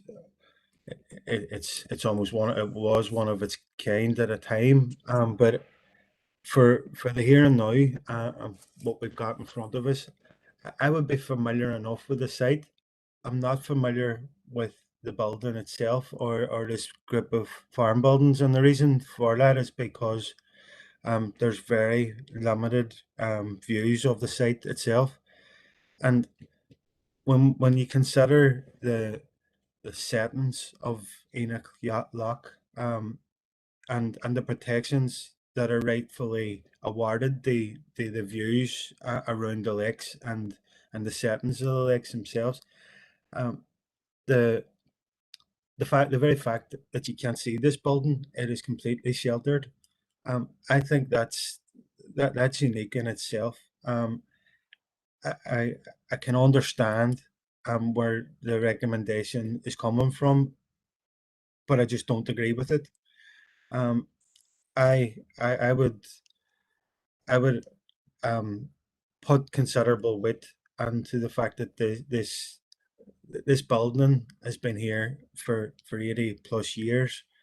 It has been designed in a very unique way, and I suppose the circumstances of the setting of Enoch Lock as well, the fact that it can't be seen, is in a way important to the local locality. So I would be happy to make a proposal that we don't accept the officer's recommendation and that we approve the retention of this building.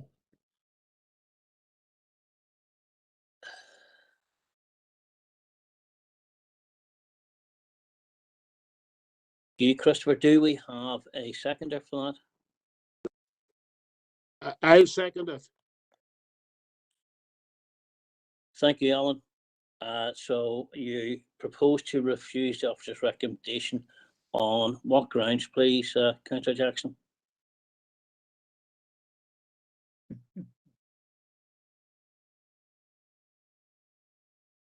That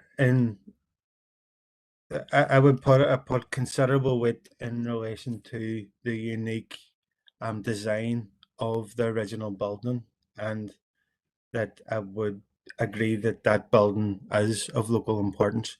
And in relation to the refusal for reason 1, CTY 1 of PPS 21, around the overriding reasons why this development is essential, I would go back to the point that the agent had made around the retention of this historic building, and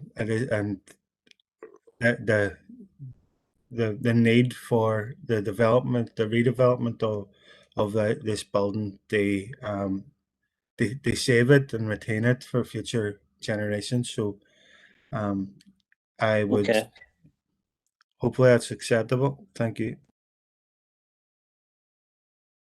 Thank you for that, Councillor Jackson. Just bear with 1 second there. Angela, do you wish to come in before I put this to the floor? Thank you. Go ahead. Chair, I'll just let you know I'll be abstaining from this. Whilst I do wholeheartedly agree with barn conversions and everything else, I am loath for retrospective planning applications, and this one is pulling at heartstrings because of a 90-year plus man and maybe the reasons why he did this and all that. So I cannot make a decision on this, so I will be abstaining. Thank you. I'm going to call a vote on this. I'm going to ask Eamon to take the vote, please. Thank you. Thank you, Chair. So this is a recorded vote for LA 11 2022 0781 F. Alderman Breeslin. For. Thank you. Alderman Hussey. For. Thank you. Alderman Kerrigan. For. Thank you. Alderman McClintock. For. Thank you. Councillor Barr. For. Thank you. Councillor Boyle. I'm going to abstain. Thank you. Councillor Dobbins. Abstain. Thank you. Councillor Gallagher. Against. Thank you. Councillor Jackson. For. Thank you. Councillor Kelly. For, Eamon. Thank you. Councillor Logue. For. Thank you. Councillor Maguire. For. Thank you. Councillor McKinney. Thank you. Councillor Mooney. Against.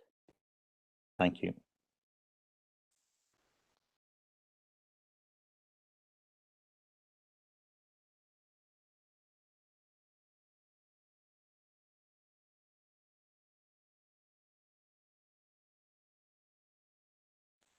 The result of the recorded vote, 9 for, 2 against and 3 abstentions. Thank you. Okay, members, so proposal from Councillor Jackson is carried. Thank you. Right, we're going to move on to our next applicant,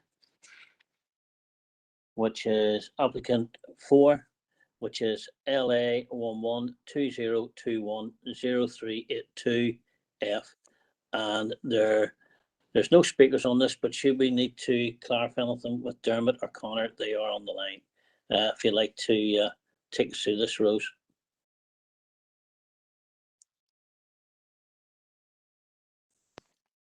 Good afternoon, members. Can you hear me okay? Thank you. Thank you. Item 4, LA 11-2020-0382 is an application for an extension of the existing city cemetery for the construction of an additional 950 plots with an associated access road extended from the existing city cemetery site at Lonemore Road. The application is before committee this afternoon as council is the applicant. The recommendation is to approve. So the site is located here within the red line to the south of the existing cemetery within the blue line. There's existing residential dwellings here to the east at Kildrum Gardens and further to the west here at Lonemore Gardens. So the site itself is located within an area of woodland known as Southway Wood, which is a zoned area of existing open space in the Derry Area Plan. The planning policy in respect of open space operates a presumption to refuse applications which would result in the loss of existing open space unless in exceptional circumstances. So officers need to consider whether the proposed city cemetery extension results in a loss of existing open space. The first thing to note, I'm just going to put up this slide, is that the existing city cemetery itself is designated existing open space within the Derry Area Plan. And in addition, if we turn to the Annex A of PPS 8, it lists a number of different types of open space of public amenity value, and this includes cemeteries. So on this basis, officers don't consider that there's a loss of existing open space for the city cemetery extension. In terms of visual impact, this slide shows the approach on Southway. So the city cemetery site is located, the extension site is located roughly up at the top of this area of steep gradient. So the combination really of the gradient and the existing Southway woodland there preclude views on the approach along Southway. This is an aerial view provided by the council applicant, and it just shows this is the area basically of the site, and this is some of the dwellings comprising Kildrum Gardens. So they're separated from the site by this access way plus the Kildrum Community Centre and Playground. And the next slide here just shows the difference in gradient between the dwellings at Kildrum and where the city cemetery extension site is proposed. The boundary runs along basically just the grass here, and there'll be a new wall constructed which will separate the cemetery site from these dwellings. This next slide just shows what the new city cemetery extension will look like, and because of the gradients on the site, it'll actually be provided in 2 levels, top tier here and a lower tier at this location. Because of the difference in ground level, then there'll have to be a couple of retaining walls provided, one here in the central area of the site and one then at the lower boundary of the site at this location. So sometimes retaining walls can have a significant visual impact, but council have advised that, you know, we've asked for just basically what the appearance of these walls would be like. So the boundary wall here, the southern boundary, is probably the more significant wall. but council advised that it will more or less have this appearance as you get at the landing side of the Peace Bridge into Ebrington. So it'll be a reinforced earth bank where the grass is allowed to grow up around it, and that'll basically provide screening of what might otherwise be a very hard engineered, wall.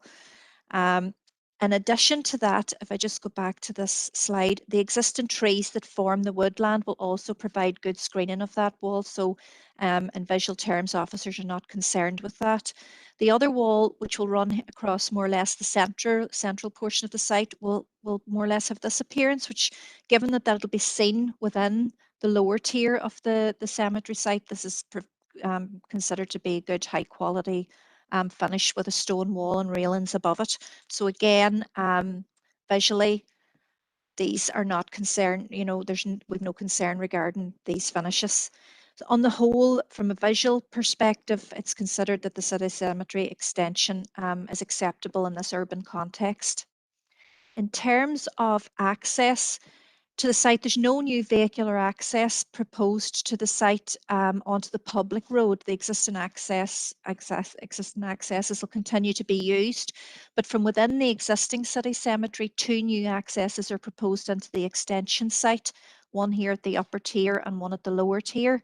Parking will be provided within these areas. There's 18 parking spaces in total, and 4 are dedicated for anybody that's disabled or have impaired mobility issues. So in terms of access for vehicular or pedestrian access, it's considered that the application is acceptable. Given that there's removal of trees proposed within the site, we've had to consider if there's any impact on habitats. PPS2 policy NH5 states that a development proposal which is likely to result in the unacceptable adverse impact on or damage to habitats may only be permitted where the benefits of the proposal outweigh the value of the habitat and that appropriate compensatory measures are provided. So in the interest of biodiversity, the council has advised that as part of the proposals for the wider Southway Woodland site is intended to develop and implement a biodiversity management plan, which will enhance ecology and habitat creation within the wooded area. In addition, an area of compensatory planting is proposed on other lands owned by council on the Letterkenny Road, and this will be planted up in part with native species trees. So officers, we've consulted with NED, Natural Environment Division, and on balance it's considered that the benefits of the proposal in providing a necessary community facility outweighs the loss of the habitat at this location, and the satisfactory compensatory planting on the other council lands is considered to balance that. So there's other environmental concerns with cemetery sites, and this can be as a result of pollutants which can enter groundwater. So for this reason, an assessment of groundwater pollution potential and an outline construction environmental management plan were submitted to council for consideration. NIEA Land and Groundwater Team and Water Management Unit were both consulted for comment and have no objection to the proposal. We've received 1 objection to the development, and the issues raised are detailed in the report before members. But just in summary, the objector has raised the following concerns. Has the land not been set aside for housing in the Craigan area? You can see just from this slide, just where this X is basically where the city cemetery site is proposed, and that it's on zoned existing open space. H16 here, this pink area, is land zoned for housing, but the city cemetery extension won't impact on that zoning, so there's no loss of zoned housing land as a result of the development. It was also proposed then that alternatively, could the site not be turned into a country park? Well, as stated above, it's within existing open space. And as set out earlier in this proposal, it's not considered that there will be a loss of open space as a result of the development, and the open views over the city and river will not be impeded by the development. In addition, council officers have advised that it's intended to develop and implement a biodiversity management plan within the wider Southway Wood area. So again, the biodiversity value will be enhanced. The third matter of concern raised then was that there should have been more public debate or discussion on the proposed development. We just advise members, whilst the application isn't of a scale where a community consultation was required, Council did engage in a public information session prior to submission of the planning application. This was held with the local residents of Kildrum, Southway and Lonemore Road areas and with elected representatives of the Moor Ward. So it's the case that during the processing of the application, we also notify local neighbours, the planning department, local neighbour notify and advertise in the local press to give people, anyone really, the opportunity to present their concerns or support to us. So officers are satisfied that due consideration has been given to the objector's concern, but that they don't warrant refusal of the application. So just to conclude, officers consider that the development does not result in the loss of existing open space. It's visually acceptable. Access to the site is available to all members of the community. It provides a necessary facility which outweighs the loss of the trees or habitat, and compensatory planting of native species trees is proposed. It is on land suitable for use as a cemetery, as established through the assessment of groundwater pollution potential. So officers therefore recommend approval subject to conditions set out in the planning report. And I'd just like to advise members that there are members of the council team who are responsible for delivery of the city cemetery extension available for questions if members have any. Thank you.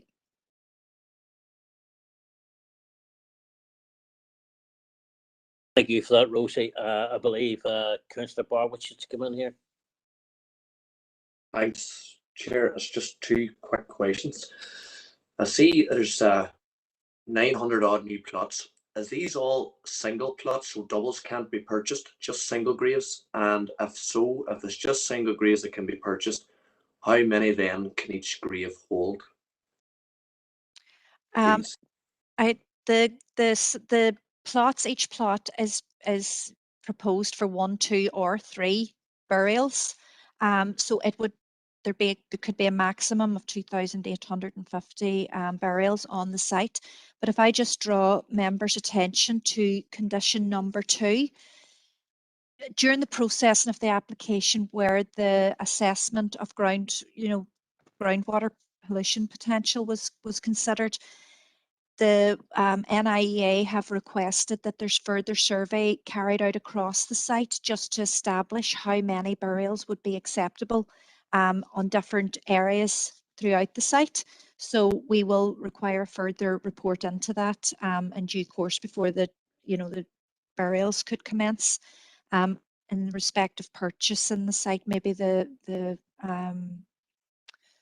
council team could discuss that. Does that answer your question, Councillor? Yep, that's perfect. Thanks very much. Chair, I'm happy to deal with the purchase.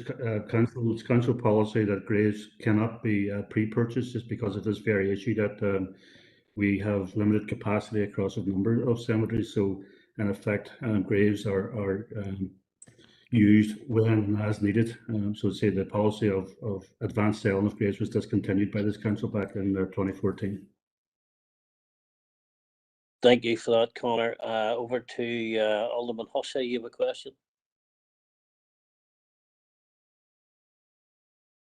Thank you, Chair. And I think this one probably again goes to Connor rather than Rosemary.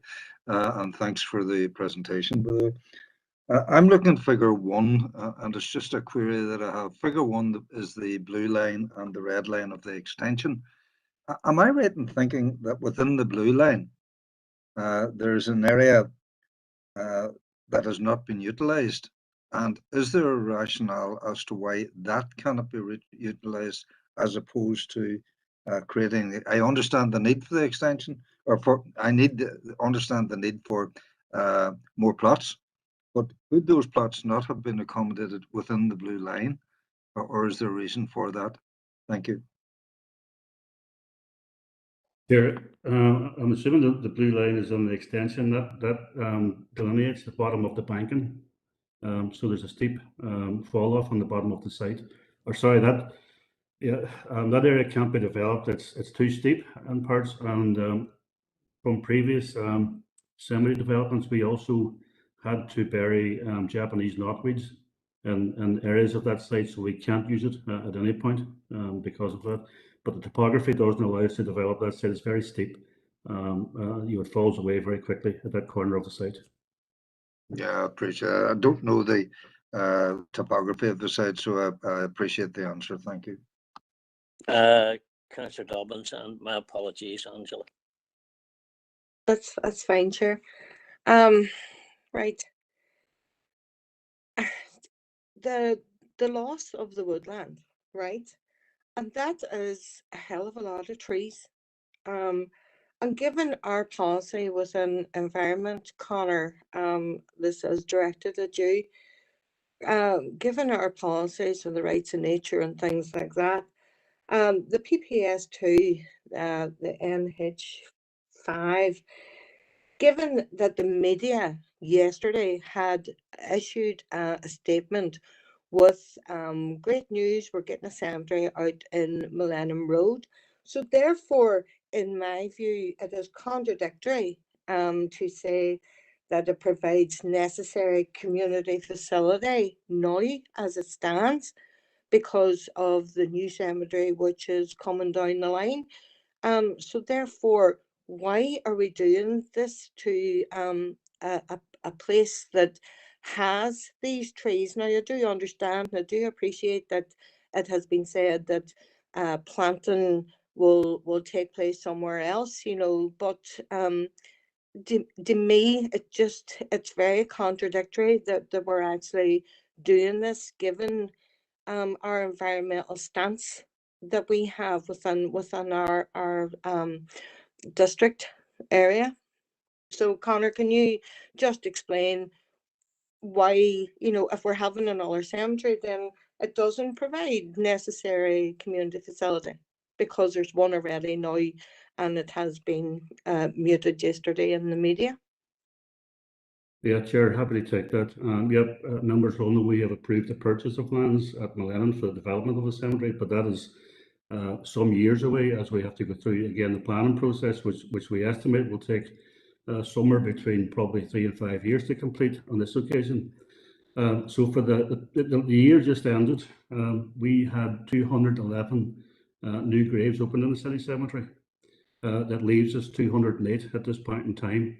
So in effect, we have a year, approximately a year, maybe a bit more in terms of burials remaining within the existing site.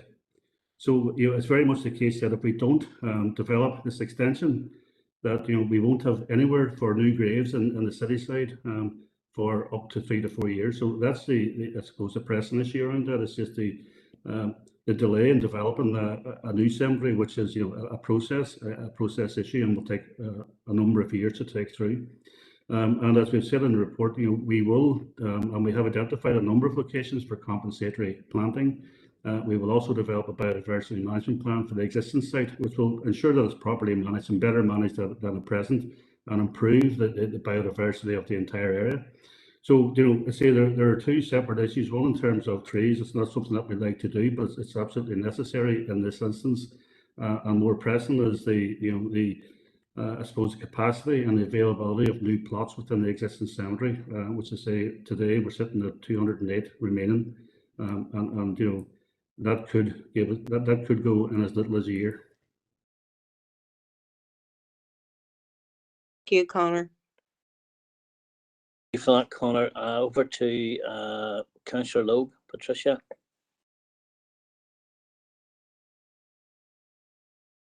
Thank you, Chair, and thank you, Rosie. And Connor, look, this is a question because at this point, I'm a wee bit confused, and before I go on any further, could I please have clarity? Rosie, was I right in hearing you that the road that you were talking about, that there was no real concern for road service because it was inside the bounds of the cemetery? Thank you, Councillor Loeb. The existing accesses onto the public road will still be maintained. There'll be no new vehicular access off Kildrum. gardens or that. The access will be through the cemetery, and I don't know if you can see this slide here. There's two grey lines. Those will be new accesses into the city cemetery extension site from the existing cemetery. That's grand, but could I maybe then get further clarity?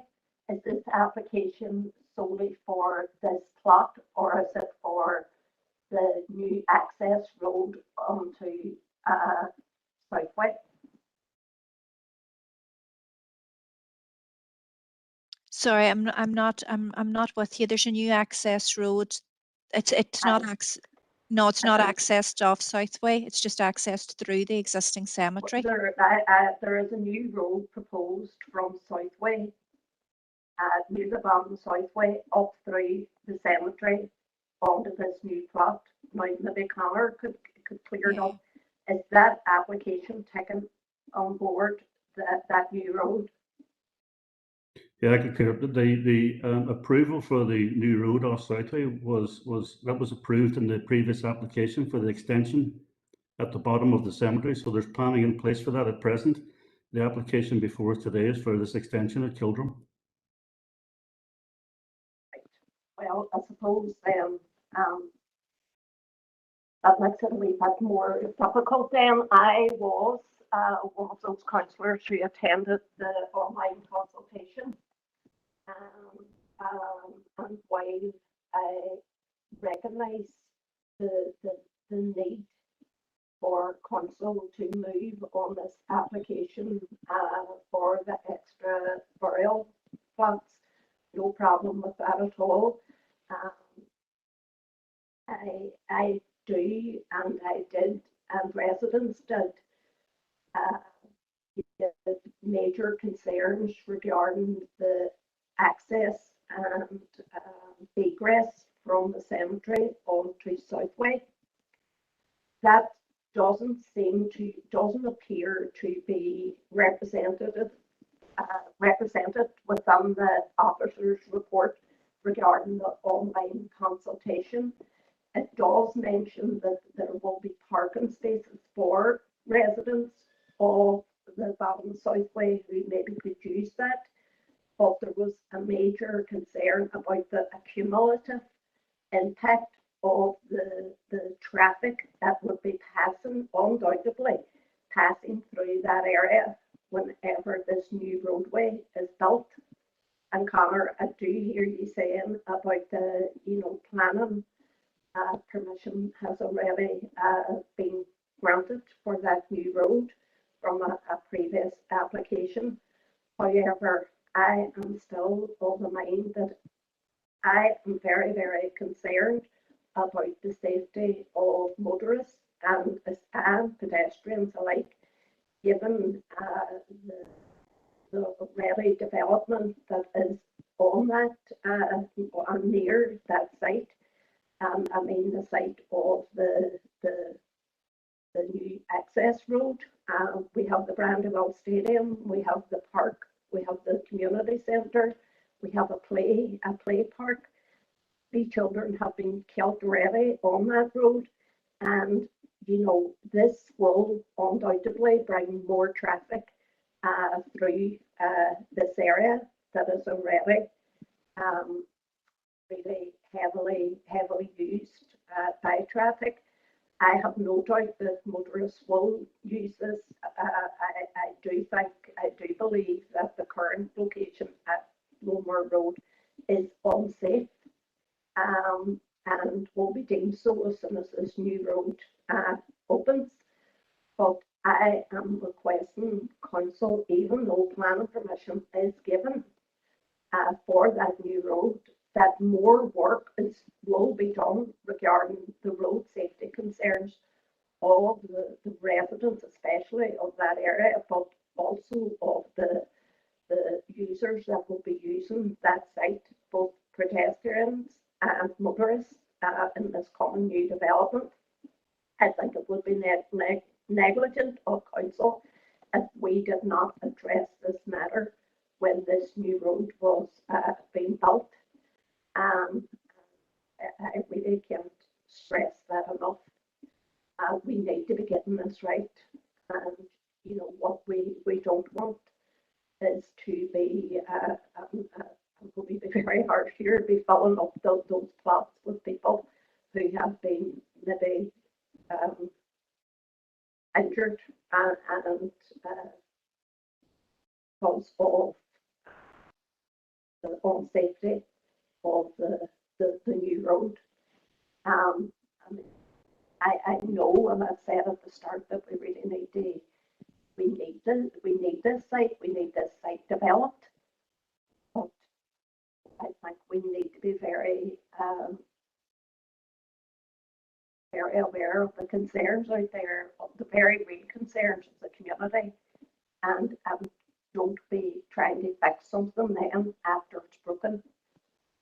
We really need to be getting this right from the start, and that assurance was given to residents on the night of the consultation in January 2020 that the safety concerns will be looked at that entrance and egress from that road, and that doesn't seem to be acknowledged in this application. I also just would want to mention that I do know that the youth workers at Kildrum Community Centre have requested and have met with council officers regarding the expansion and redevelopment of the community centre and the park facilities there. And I know Councillor McGinley did raise this at a meeting, that there would be further consultation with the planners and with the relevant council officers on their plans and the council's plans. So what I really think we need to be getting this right. Don't want to stall the application, but I need to hear assurances that a proper detailed assessment of that new roadway is carried out by council and with the relevant people who can advise on these matters. Thank you. Could I come in there, Patricia? Just yeah. I mean, all in this committee, we're all very passionate about road safety, and perhaps we should really be addressing this issue directly to DFI Roads, who would have responsibility. I'm aware of actually building that road. I don't believe the council have any responsibility, well, have any have any input in the building of the road. So maybe if we went directly through the council to DFI. Can I just come on here? I appreciate your comments, Chair, but I do not agree with them. The council are the builders of this road, and they do have a responsibility. Council do have a responsibility to the safety of the citizens of this council district. So I do not agree with your comment that we don't have any responsibility.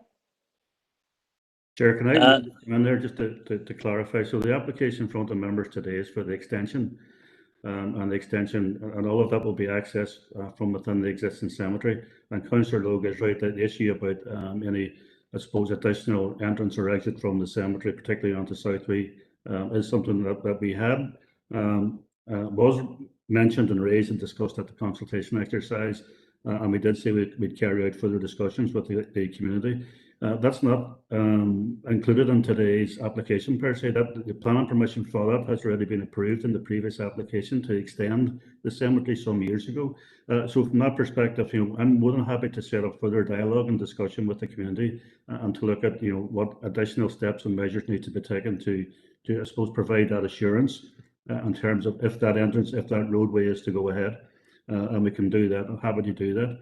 In terms of the community centre, I spoke to the Council Community Services team on this, and I have offered to meet with them and the youth service to explore how we can develop the lower end of the site in terms of the remaining green belt mutually. And that meeting will be set up, I suppose, now early in the new year once people are back at work again. So I did follow up on that query and comment. I said I did speak to Adrian Boyle on this, and we are to meet with the youth service to take it forward. But I say the application today, it relates solely to the extension at the top in terms of the additional burial capacity. And again, I can't reiterate enough that if there's any delay to this, even a short period of time, will put us in serious difficulty as we move towards the year end.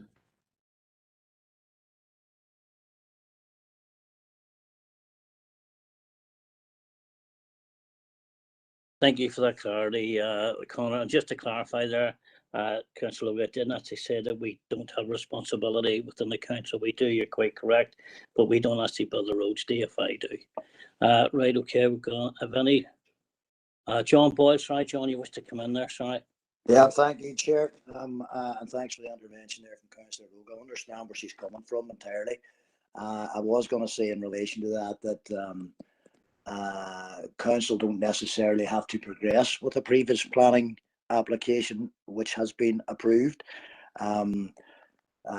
That's within the right of council to decide not to develop that planning application. Councils are no different to any other applicant. If you put in a planning application and it's approved, you don't necessarily need to build it. And within the 5 years, it'll have passed on into history. So I, as a local representative for that area, I would welcome further conversations and discussions with Conor's department in relation to that. But getting back to the application, which is actually in front of us today, Chair, and that is obviously for this cemetery extension. I have no questions. I fully understand and appreciate the immediacy of the situation facing the council. I'm sure quite a number of us in this committee likely sit on the Environment and Regeneration Committee, and I've certainly heard a significant amount of information as a member of that particular committee. So I do have that advantage. And Chair, if there are no other questions, I want to make a proposal in relation to this, and that is that we do accept the officer recommendation.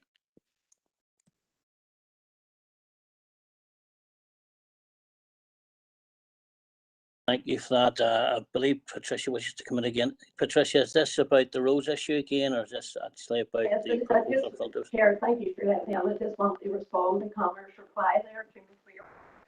And Conor is quite openly saying that that this access road will be looked at again, and more discussions with especially the residents that live in that area. Representative for that area, then I have no issue with this plan. Thank you for that, Patricia. Do we have a seconder for Councillor Boyle's proposal? I'll second it. Okay, are there any objections to the proposal? No objections. I'll take it that it's read. Thank you. Okay, we're going to have a quick, we're going to have a 15-minute break. All right. Thank you. Thank you, Rosie.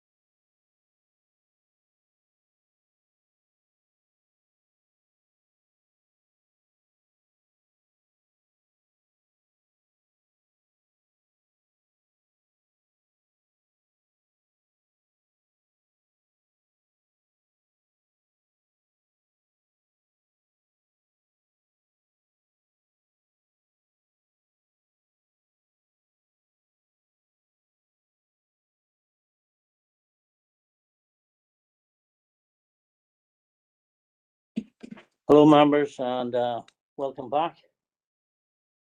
If we can start in now, please.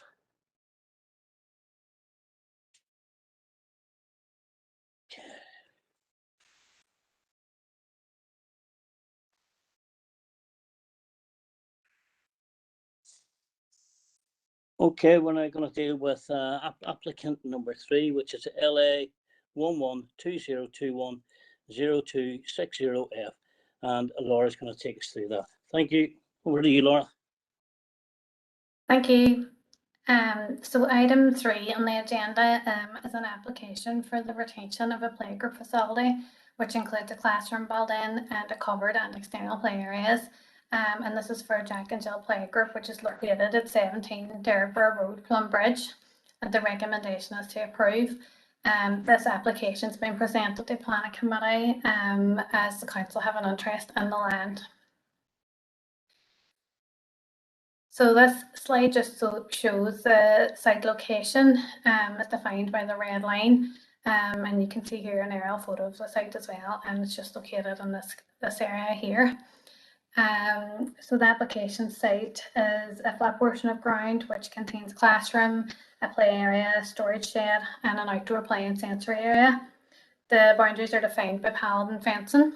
The site's located within the settlement limit of Plumbridge on white land. The adjacent land uses include public play park, an outdoor gym, an all-weather pitch, a car park, and just some residential properties there to the north. There's just some images of the application site with the buildings as erected, including the play areas. You can see just there the paladin fencing as well, which provides the boundaries. So this just is the layout of the proposed development. So as the description says there, it involves retaining the existing mobile classroom and outdoor play facilities, including the play sensory area. So this is just the policy, which the proposal was assessed under, which includes the Strabane area plan, the SPPS, PPS2, PPS3, PPS15, and the advice provided in DCAN 13. So firstly, the proposal is considered in terms of design, and the Strabane area plan requires that new development for Plumbridge is of a scale which reflects the character of the existing settlement. And the SPPS promotes sustainable forms of development and operates in the interest of local communities. So having considered the size, scale and design of the facilities, it's considered that they're acceptable in the site and the surrounding area with the existing community facilities. And therefore the proposal is considered acceptable in principle under the Strabane area plan and the SPPS, and the design and location is also considered acceptable. In terms of amenity, it's considered that there's sufficient separation distance and appropriate boundary treatments between the playgroup and the nearest residential properties to avoid any impacts from noise or disturbance or overlooking. And the proposal therefore complies with the SPPS in this respect and the advice provided in DCAN 13. In terms of access and parking, there's no expected increase from visitors from what currently exists. It doesn't involve the creation of any new access or change in the current parking arrangements. DFA roads have been consulted and don't have any objections. Therefore, it's considered that the proposal complies with PPS3. Just in terms of natural heritage and flood risk, there's been no areas of flood risk identified on the site, and there are no significant trees or landscape features within the site that will be impacted by the proposal. Therefore, it complies with both PPS2 and PPS15. So overall, just to summarise, this is a retrospective planning application which is considered to comply with the relevant planning policy. The consultees don't have any objections to the proposal, and no representations have been received. They're not considered to be any issues with regard to residential amenity. Access and parking is acceptable. The proposal won't detract from the character or visual amenity of the area or the spare and AOMB, and there will be no impact on any wildlife or biodiversity. It's considered that this is an essential community service, which was forced to relocate as a result of the flood event a few years ago. Therefore, the recommendation is to approve, subject to the condition which is set out in the planning report. Thank you. Thank you very much for that, Laura. Okay, Councillor Barr, you wish to speak, sir? Yep, thank you, Chair, for allowing me in, and thanks to Laura for that report. I'll just keep this short and sweet, that it is all pretty straightforward and everything seems to be in line, so I'd be very much happy to propose this one, Chair. Thank you.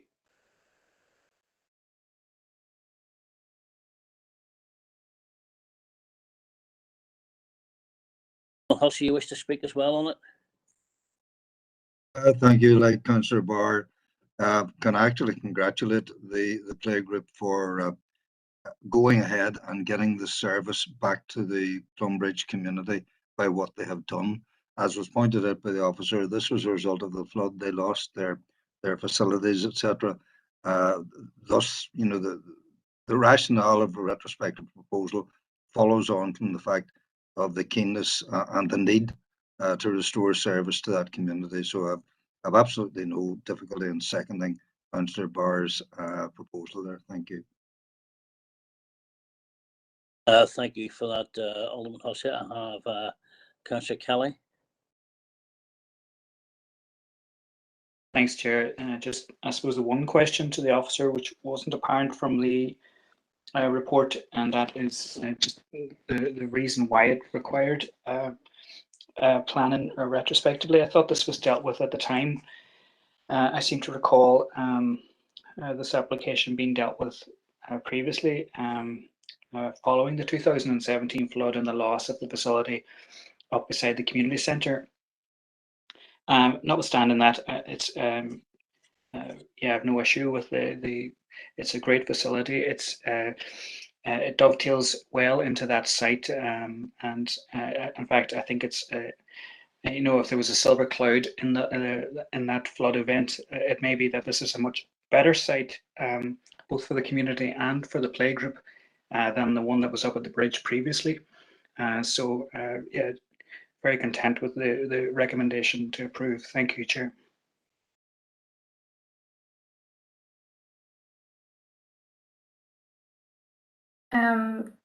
Chair, I'll just come on there just regarding Councillor Kelly's question.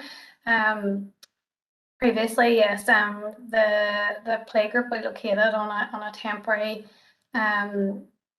permission under permitted development through the council, but this application just regularizes what they have there and includes the covered area and provides them with a permanent planning permission just to encompass the whole site. So that's just why the planning application has been received. No, thanks very much for that clarity. So we have a proposal on the floor to accept a recommendation from the officer proposed by Councillor Barr, seconded by Alderman Hussey. Are there any objections? I don't hear anything from the floor and don't see anybody objecting, so we'll take that as read. Thank you.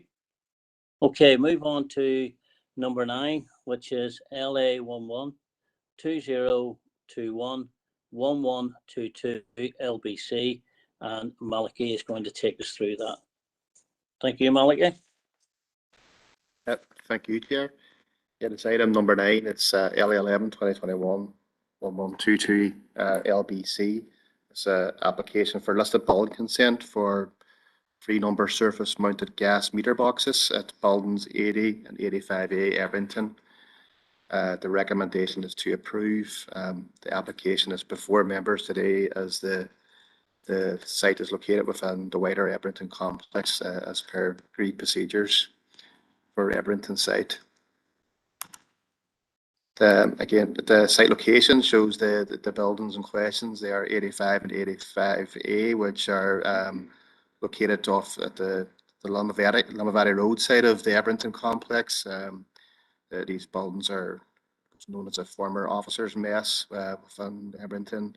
Just that overhead view there, you maybe recognise the site as the red brick building as you see as you travel along the Lamavati Road. These are internal photographs of the site showing the front of 85 and 85A. So the proposed gas meter boxes, here is an image provided by the applicant, a visual of the proposed meter housing.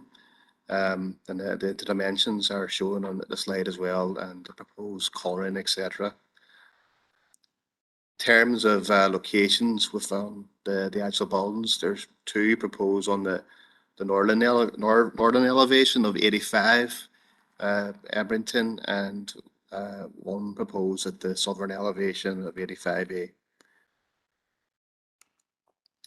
And these detailed elevations show you the location. So it's the meters here are in green, quite small, and in terms of the wider aspect of the elevation, these are quite small additions to the properties.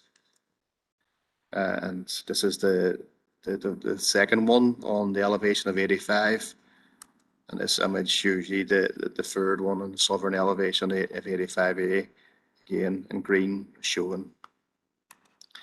In terms of policy context, the RDS, the Dairy Area Plan, and the SPPS in terms of listed buildings and setting are all relevant, as well as PPS 6, and in particular BH 8, which deals with alterations to listed buildings. As with all listed buildings, the main consultee is a Historic Environment Division.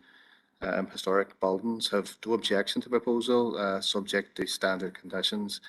The proposed works are relatively minor in nature, and the set and location of the gas meter boxes around the perimeter of the listed building have been considered, and they do not affect the character of the listed building.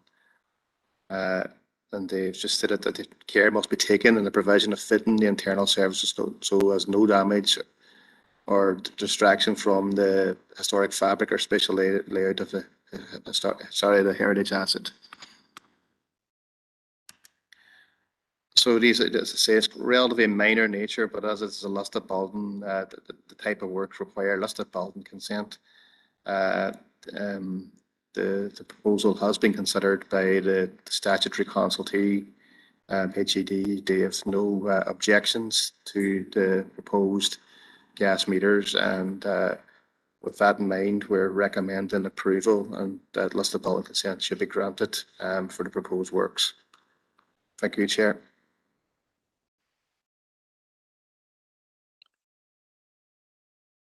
Thank you for that, Malachi. Councillor Mooney, you wish to have a question? Chair, I think Councillor Jackson's on before me. Thank you. You're quite correct there. Sorry, my apologies, Councillor Jackson. Chair, I'll give way because I see Councillor Dobbins has a question. I had no question at all. It was a fairly straightforward application, but if others have questions, then let them come in. Thank you for that, Councillor Jackson. Okay. Chair, I had a same as Councillor Jackson. I'll give way to Councillor Dobbins because it was a straightforward application. I'm quite happy to come in behind Councillor. These are such gentlemen. Chair, mine's it is a question, and it may sound irrelevant, but can I ask, is there a specific reason for these boxes to be green in colour? The reason I'm asking is, should they not be sort of integrated with the colour of the building as it is listed? Now that building is red brick, and these boxes are British Racing Green. So I'm just wondering, is there a specific reason? I'm ignorant to that fact. Go ahead, Malachi. Thank you, Chair. Thank you, Councillor Robbins. I'm not aware of a specific reason for the choosing of the colour by the company or the applicant. However, as part of BH8, materials and colouring, etc., are a consideration when adding alterations to a listed building. So what I would note is that Historic Environment Division have not raised any objections. I think it has in the past we have conditioned or maybe asked for colours to be changed on such similar type additions. But given that HED haven't raised any objection, you know, officers don't see any reason to raise an objection to the colour. I think they're quite small given the size of the building overall. Like, so we don't think it would have a detrimental impact regardless of the colour. Thank you, Yeah, Chair. thank you, Malachi, for that. And you know, Chair, just as a point of interest, like the drawings with such a heritage building, and I'm not making a big thing of it, but maybe can I suggest that if there's no legal reason why they are green, that maybe they could be in compliant as to the colour of that particular building. It's just, it doesn't look aesthetically nice, in my opinion. That's a very fair point, Councillor Dobbins. I can't see why we can't. Can we have it written in that the colour scheme has to blend in with the building itself, Malachi?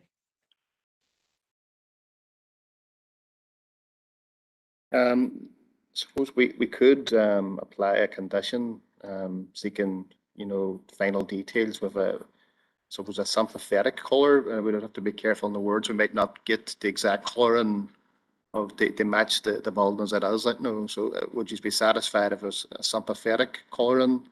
Can I just to be come in agreed? there, Malky? I'm just advising members, we're happy to do that, but we would have to get revised plans from the agent because the plans also refer to the green, and if we're approving a different colour, we would have to get the plans revised.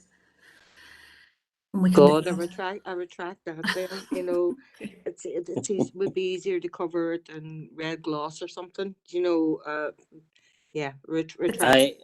It's a fair point though, members, but that's just the practicalities of we would have to get amended plans. Angela, I have a spare tin there around the house. I'll give you a couple of brushes.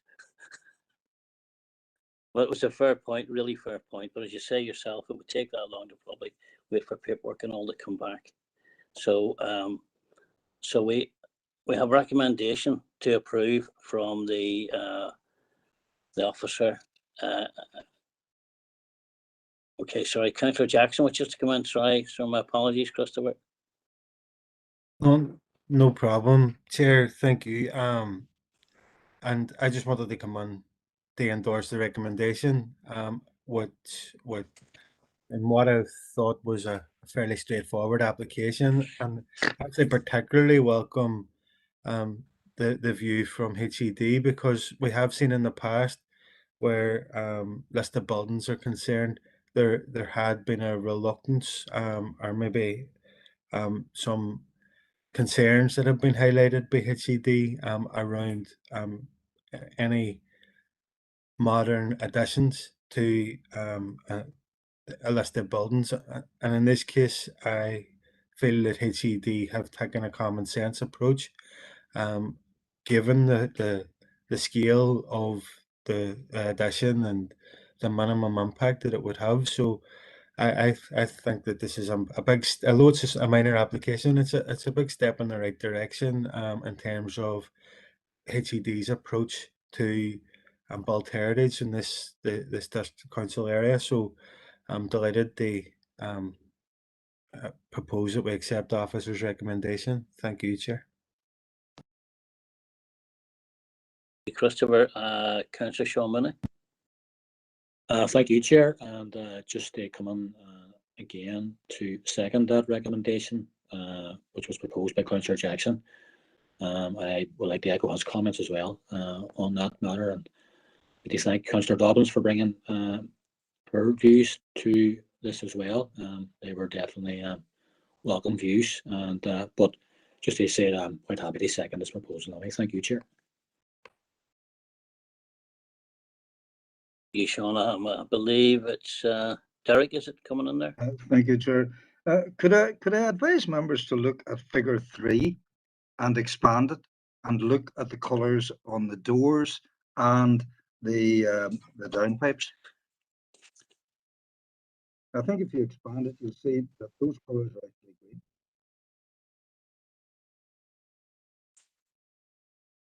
If you look at the front elevation of the building there and expand that, you'll see that those doors are actually green.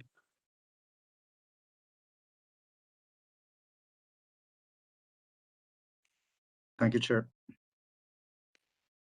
Point, Derek, and the spoutings as well, as if they're green or black. Okay, so we have a proposal to accept the officer's recommendation. Do we have any objections? I don't see anything from the floor. Does anyone wish to speak again on the matter? Okay, so we'll take that as unanimous decision. Now moving on to item 10, LA 1120210442F, and Sarah's taking us through that. Thank you. Thanks, Chair. Item 10 is LA 1120210442F. This proposal is for the erection of 26 numbered dwellings, 6 numbered detached and 20 numbered semi-detached dwellings. It's a change of house type from planning permission LA 11-2016-0383F. The proposal is for 25 dwellings and 1 additional dwelling to that previously approved. And the sites are site numbers 50 to 58 and 175 to 190 at Barleyfields off Colmore Road in Derry, and the recommendation is to approve. So this is the site location plan. The site is located within the development limits of Colmore, and it is within a part of a larger housing development which is under construction, known as the Barleyfields. This was approved by committee under application LA 11-2016-0383 for a total of 211 dwellings on the overall site, and this was granted in April 2017. So this is an aerial photograph of the Barleyfield development site, which is under construction, and approximately 50% of the site has been completed.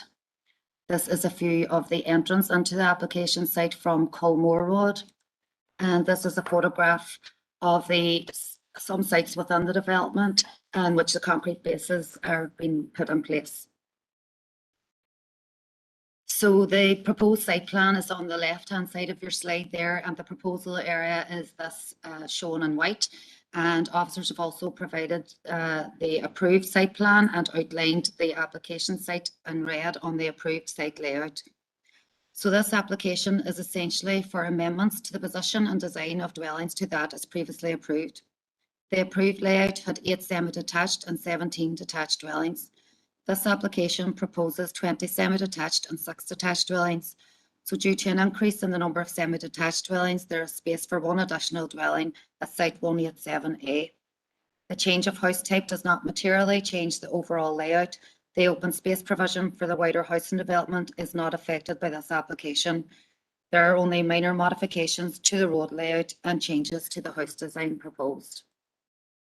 So the elevation on the left of your slide there, it was the approved detached house type S1 for sites 51 to 58 on the previous approval. And this is the proposed S1 semi-detached house type for sites 51 to 54 as part of the application site. This is the approved S3 semi-detached house type on the left-hand side of your slide there on plots 50 to 51 of the original approval. And on plots 50 under the proposed application, this is the proposed D2 house type detached dwelling. This slide shows you the proposed house type B2 elevations at sites 177 and 184, which is a single story dwelling. And this elevation on the right hand side of the slide is the proposed semi-detached house type on sites 55 to 58 and 182 to 183. So the changes to design and house types are considered acceptable, with the finishes being red brick or painted render. This slide is just to show you the separation distance in red between the closest proposed dwellings and to the existing dwellings in Beaver Park. So the top red line here measures 60 metres from proposed site 54 to number 22, and the bottom red line just indicates that there's 50 metres between proposed site number 50 to the existing dwelling at number 20 Beaver Park. So in terms of consultation responses, DFI Roads have no objection. PSD drawings were received on the 14th of December, and DFI Roads have provided draft conditions. So the final conditions are still to be provided when the PSD is signed off. DFI Rivers considered a drainage assessment and have no objections. NI Water and Environmental Health have no objections. No written representations have been received on the application. In terms of planning policy, the application has been assessed against the Derry Area Plan, SPPS, PPS 3, 7, 15, and the guidance in creating places. So overall, this proposal complies with the Derry Area Plan 2011. The change of house type of 25 dwellings with one additional dwelling to that previously approved under LA 11 2016 0383F meets the criteria of QD1 of PPS 7, and that has been demonstrated a quality residential environment can be achieved and the layout and design changes are considered acceptable. Access and parking for the site comply with PPS 3 and sewage and land drainage are in accordance with PPS 15. So the recommendation is to approve subject to the final conditions being provided by DFI Roads. Thank you, Chair.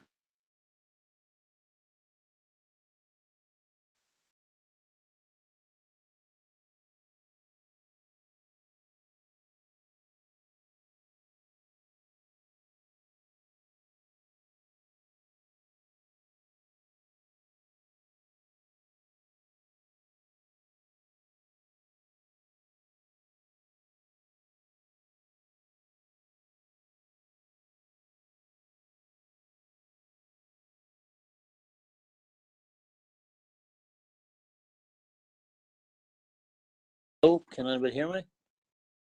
Hello? Yes, Philip, hear you all right? Do you hear me all right? Well, we seem to have. Yes. Go ahead. Everybody still there? I thought we had a breakdown in communications there.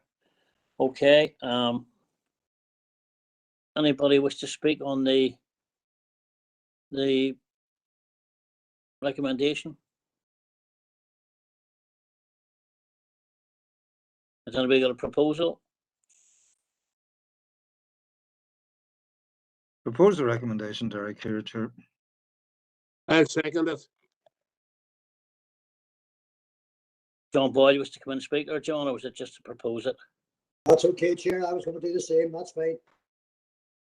Okay, members, we have a proposal on the floor to accept the officer's recommendation from Alderman Hussey and Alderman President secondly. Have we any wishes to speak on it, or is there any objections? Okay, I see nothing in the chat box. I take it as unanimous. That's through. Okay, that has dealt with all the applications for today. We're going to move on to open for information. Number 9, consultation from DFI on review of strategic planning policy on renewal of low carbon energy. And Pontius is going to take us through that. Over to you, Pontius. Thank you, Chair, and good afternoon, members, and Happy New Year. This first paper before you is open for information. It's the purpose is to advise the members that a public consultation has been commenced just before Christmas in relation to this review of the Northern Ireland strategic planning policy that is in the primarily in the SPPS. It's the policy on renewable energy and low carbon energy development. The council has received a letter, and that's attached to Appendix 11, just asking for comments as we're a stakeholder in this process. The consultation deadline goes on till the 11th of February, and this is an initial paper to primarily bring it to members' early attention. We are suggesting that we will take this a further paper back to the next committee on the 2nd of February. And we would intend that it's a council-wide response. So as I've set out there in paragraph 3.1, we will be consulting with the council's energy officer and the climate change officer, development management colleagues, and obviously we would welcome any input from the members on this particular issue. Members will recall that it was way back in 2016, there was a previous call for evidence where the DOE then intended to review and revise this renewable policy. There were a few papers done on it at that stage, but it didn't go any further. So as I've set out in paragraph 2.2 there, members, they've said that this this consultation builds upon all the previous submissions, and indeed they've given a summary in the document of the previous submissions that were made, including from this council. And they also, it's set in the current policy context. And from reading the issues paper, probably it's no surprise to say that the main change in the policy context is that the governments now have a higher target for renewable energy as we head towards net zero. So the target that they're talking about is that by 2030 that there should be 70% of our electricity is from renewable sources. So the new policy will be devised in that context.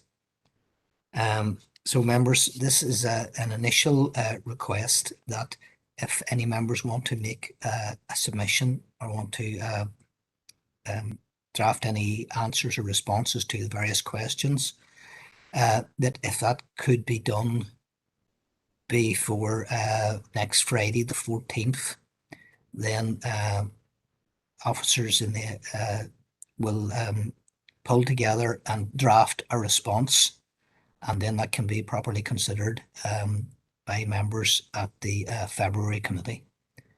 So members, happy to take any questions or queries on it. Thank you.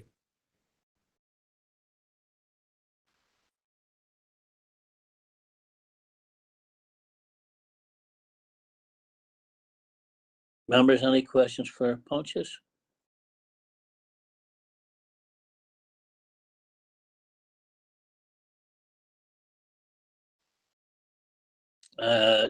Councillor Kelly. Thanks, Chair. Yeah, I suppose I'm just curious about the timing of the consultation, and perhaps maybe the officer isn't in a position to answer that, but I just find it odd, given where we are in terms of, and not just ourselves, but other councils in terms of formulating their own local development plans, where the review of the renewable energy policy is coming in now. And I do understand the climate change stuff and the changes to that, but I think we've already done that. I sat down with a civil servant when I was chair of the committee for over an hour and was grilled and questioned about PPS 18 and my opinion on it. And I did that in the Strabane office. I have a clear recollection of it. So I just wonder, where did that review go? Because I understand that was shelved and that never amounted to any changes to PPS 18. So, I mean, is this going to be a productive exercise? Are we going to see meaningful changes to it, or is it just a sort of a sounding board? Is it used by, is it being used by the department to create a cover, like we saw under PPS 18, for energy companies to come in at the end of the process and override all of the sort of the public concerns and see a policy that was written which was really aggressively for renewable energy? And I'm not anti-renewable energy, but I do have concerns in relation to the protection for our boglands and for our peatlands. And I think, if we're going to move towards 70% renewables, and I'm presuming the majority of that is going to come from wind energy, then I do think we need to move towards looking to have a more integrated approach from government in relation to boglands and our peatlands. As it stands, farmers and people in rural areas aren't allowed to touch our boglands or peatlands as a fuel source under penalty from DAERA. But under DFI, you get a lot of these foreign companies coming in and are able to dig up the same boglands, the same peatlands, in order to install renewable energy. And it doesn't make any sense to me at all. And it doesn't make any sense to the people out there on the ground. So I think there needs to be a much more integrated approach to renewables across government policy. I don't think it's enough that there's just, a reform of the SPPS. But I will submit something before next week. Is it also the case, this might be something the officer can answer, that individual members can respond individually rather than collectively as a council corporately? Pontius? Yes, through the chair. Certainly, this is a public consultation, so it's open to anyone to make a submission. In addition, I take it to the council's corporate response. Okay, thank you. Thank you for that, Councillor Kelly. Any other questions for the officer? Okay, thank you for that, Pontius. Okay, moving on to number 10. Notification of independent examination for Mana Anoma LDP.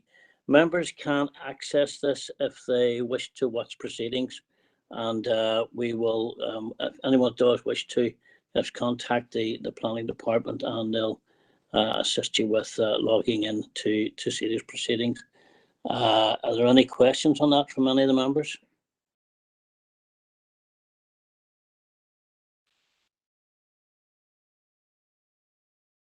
Okay, I see no response there. Okay, item 11, planning appeals update. There's no present new appeals at the minute.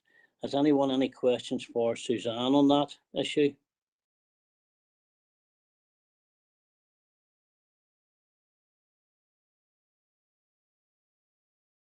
Okay, item 12, list of decisions issued in December 21. Are there any questions for Suzanne on that?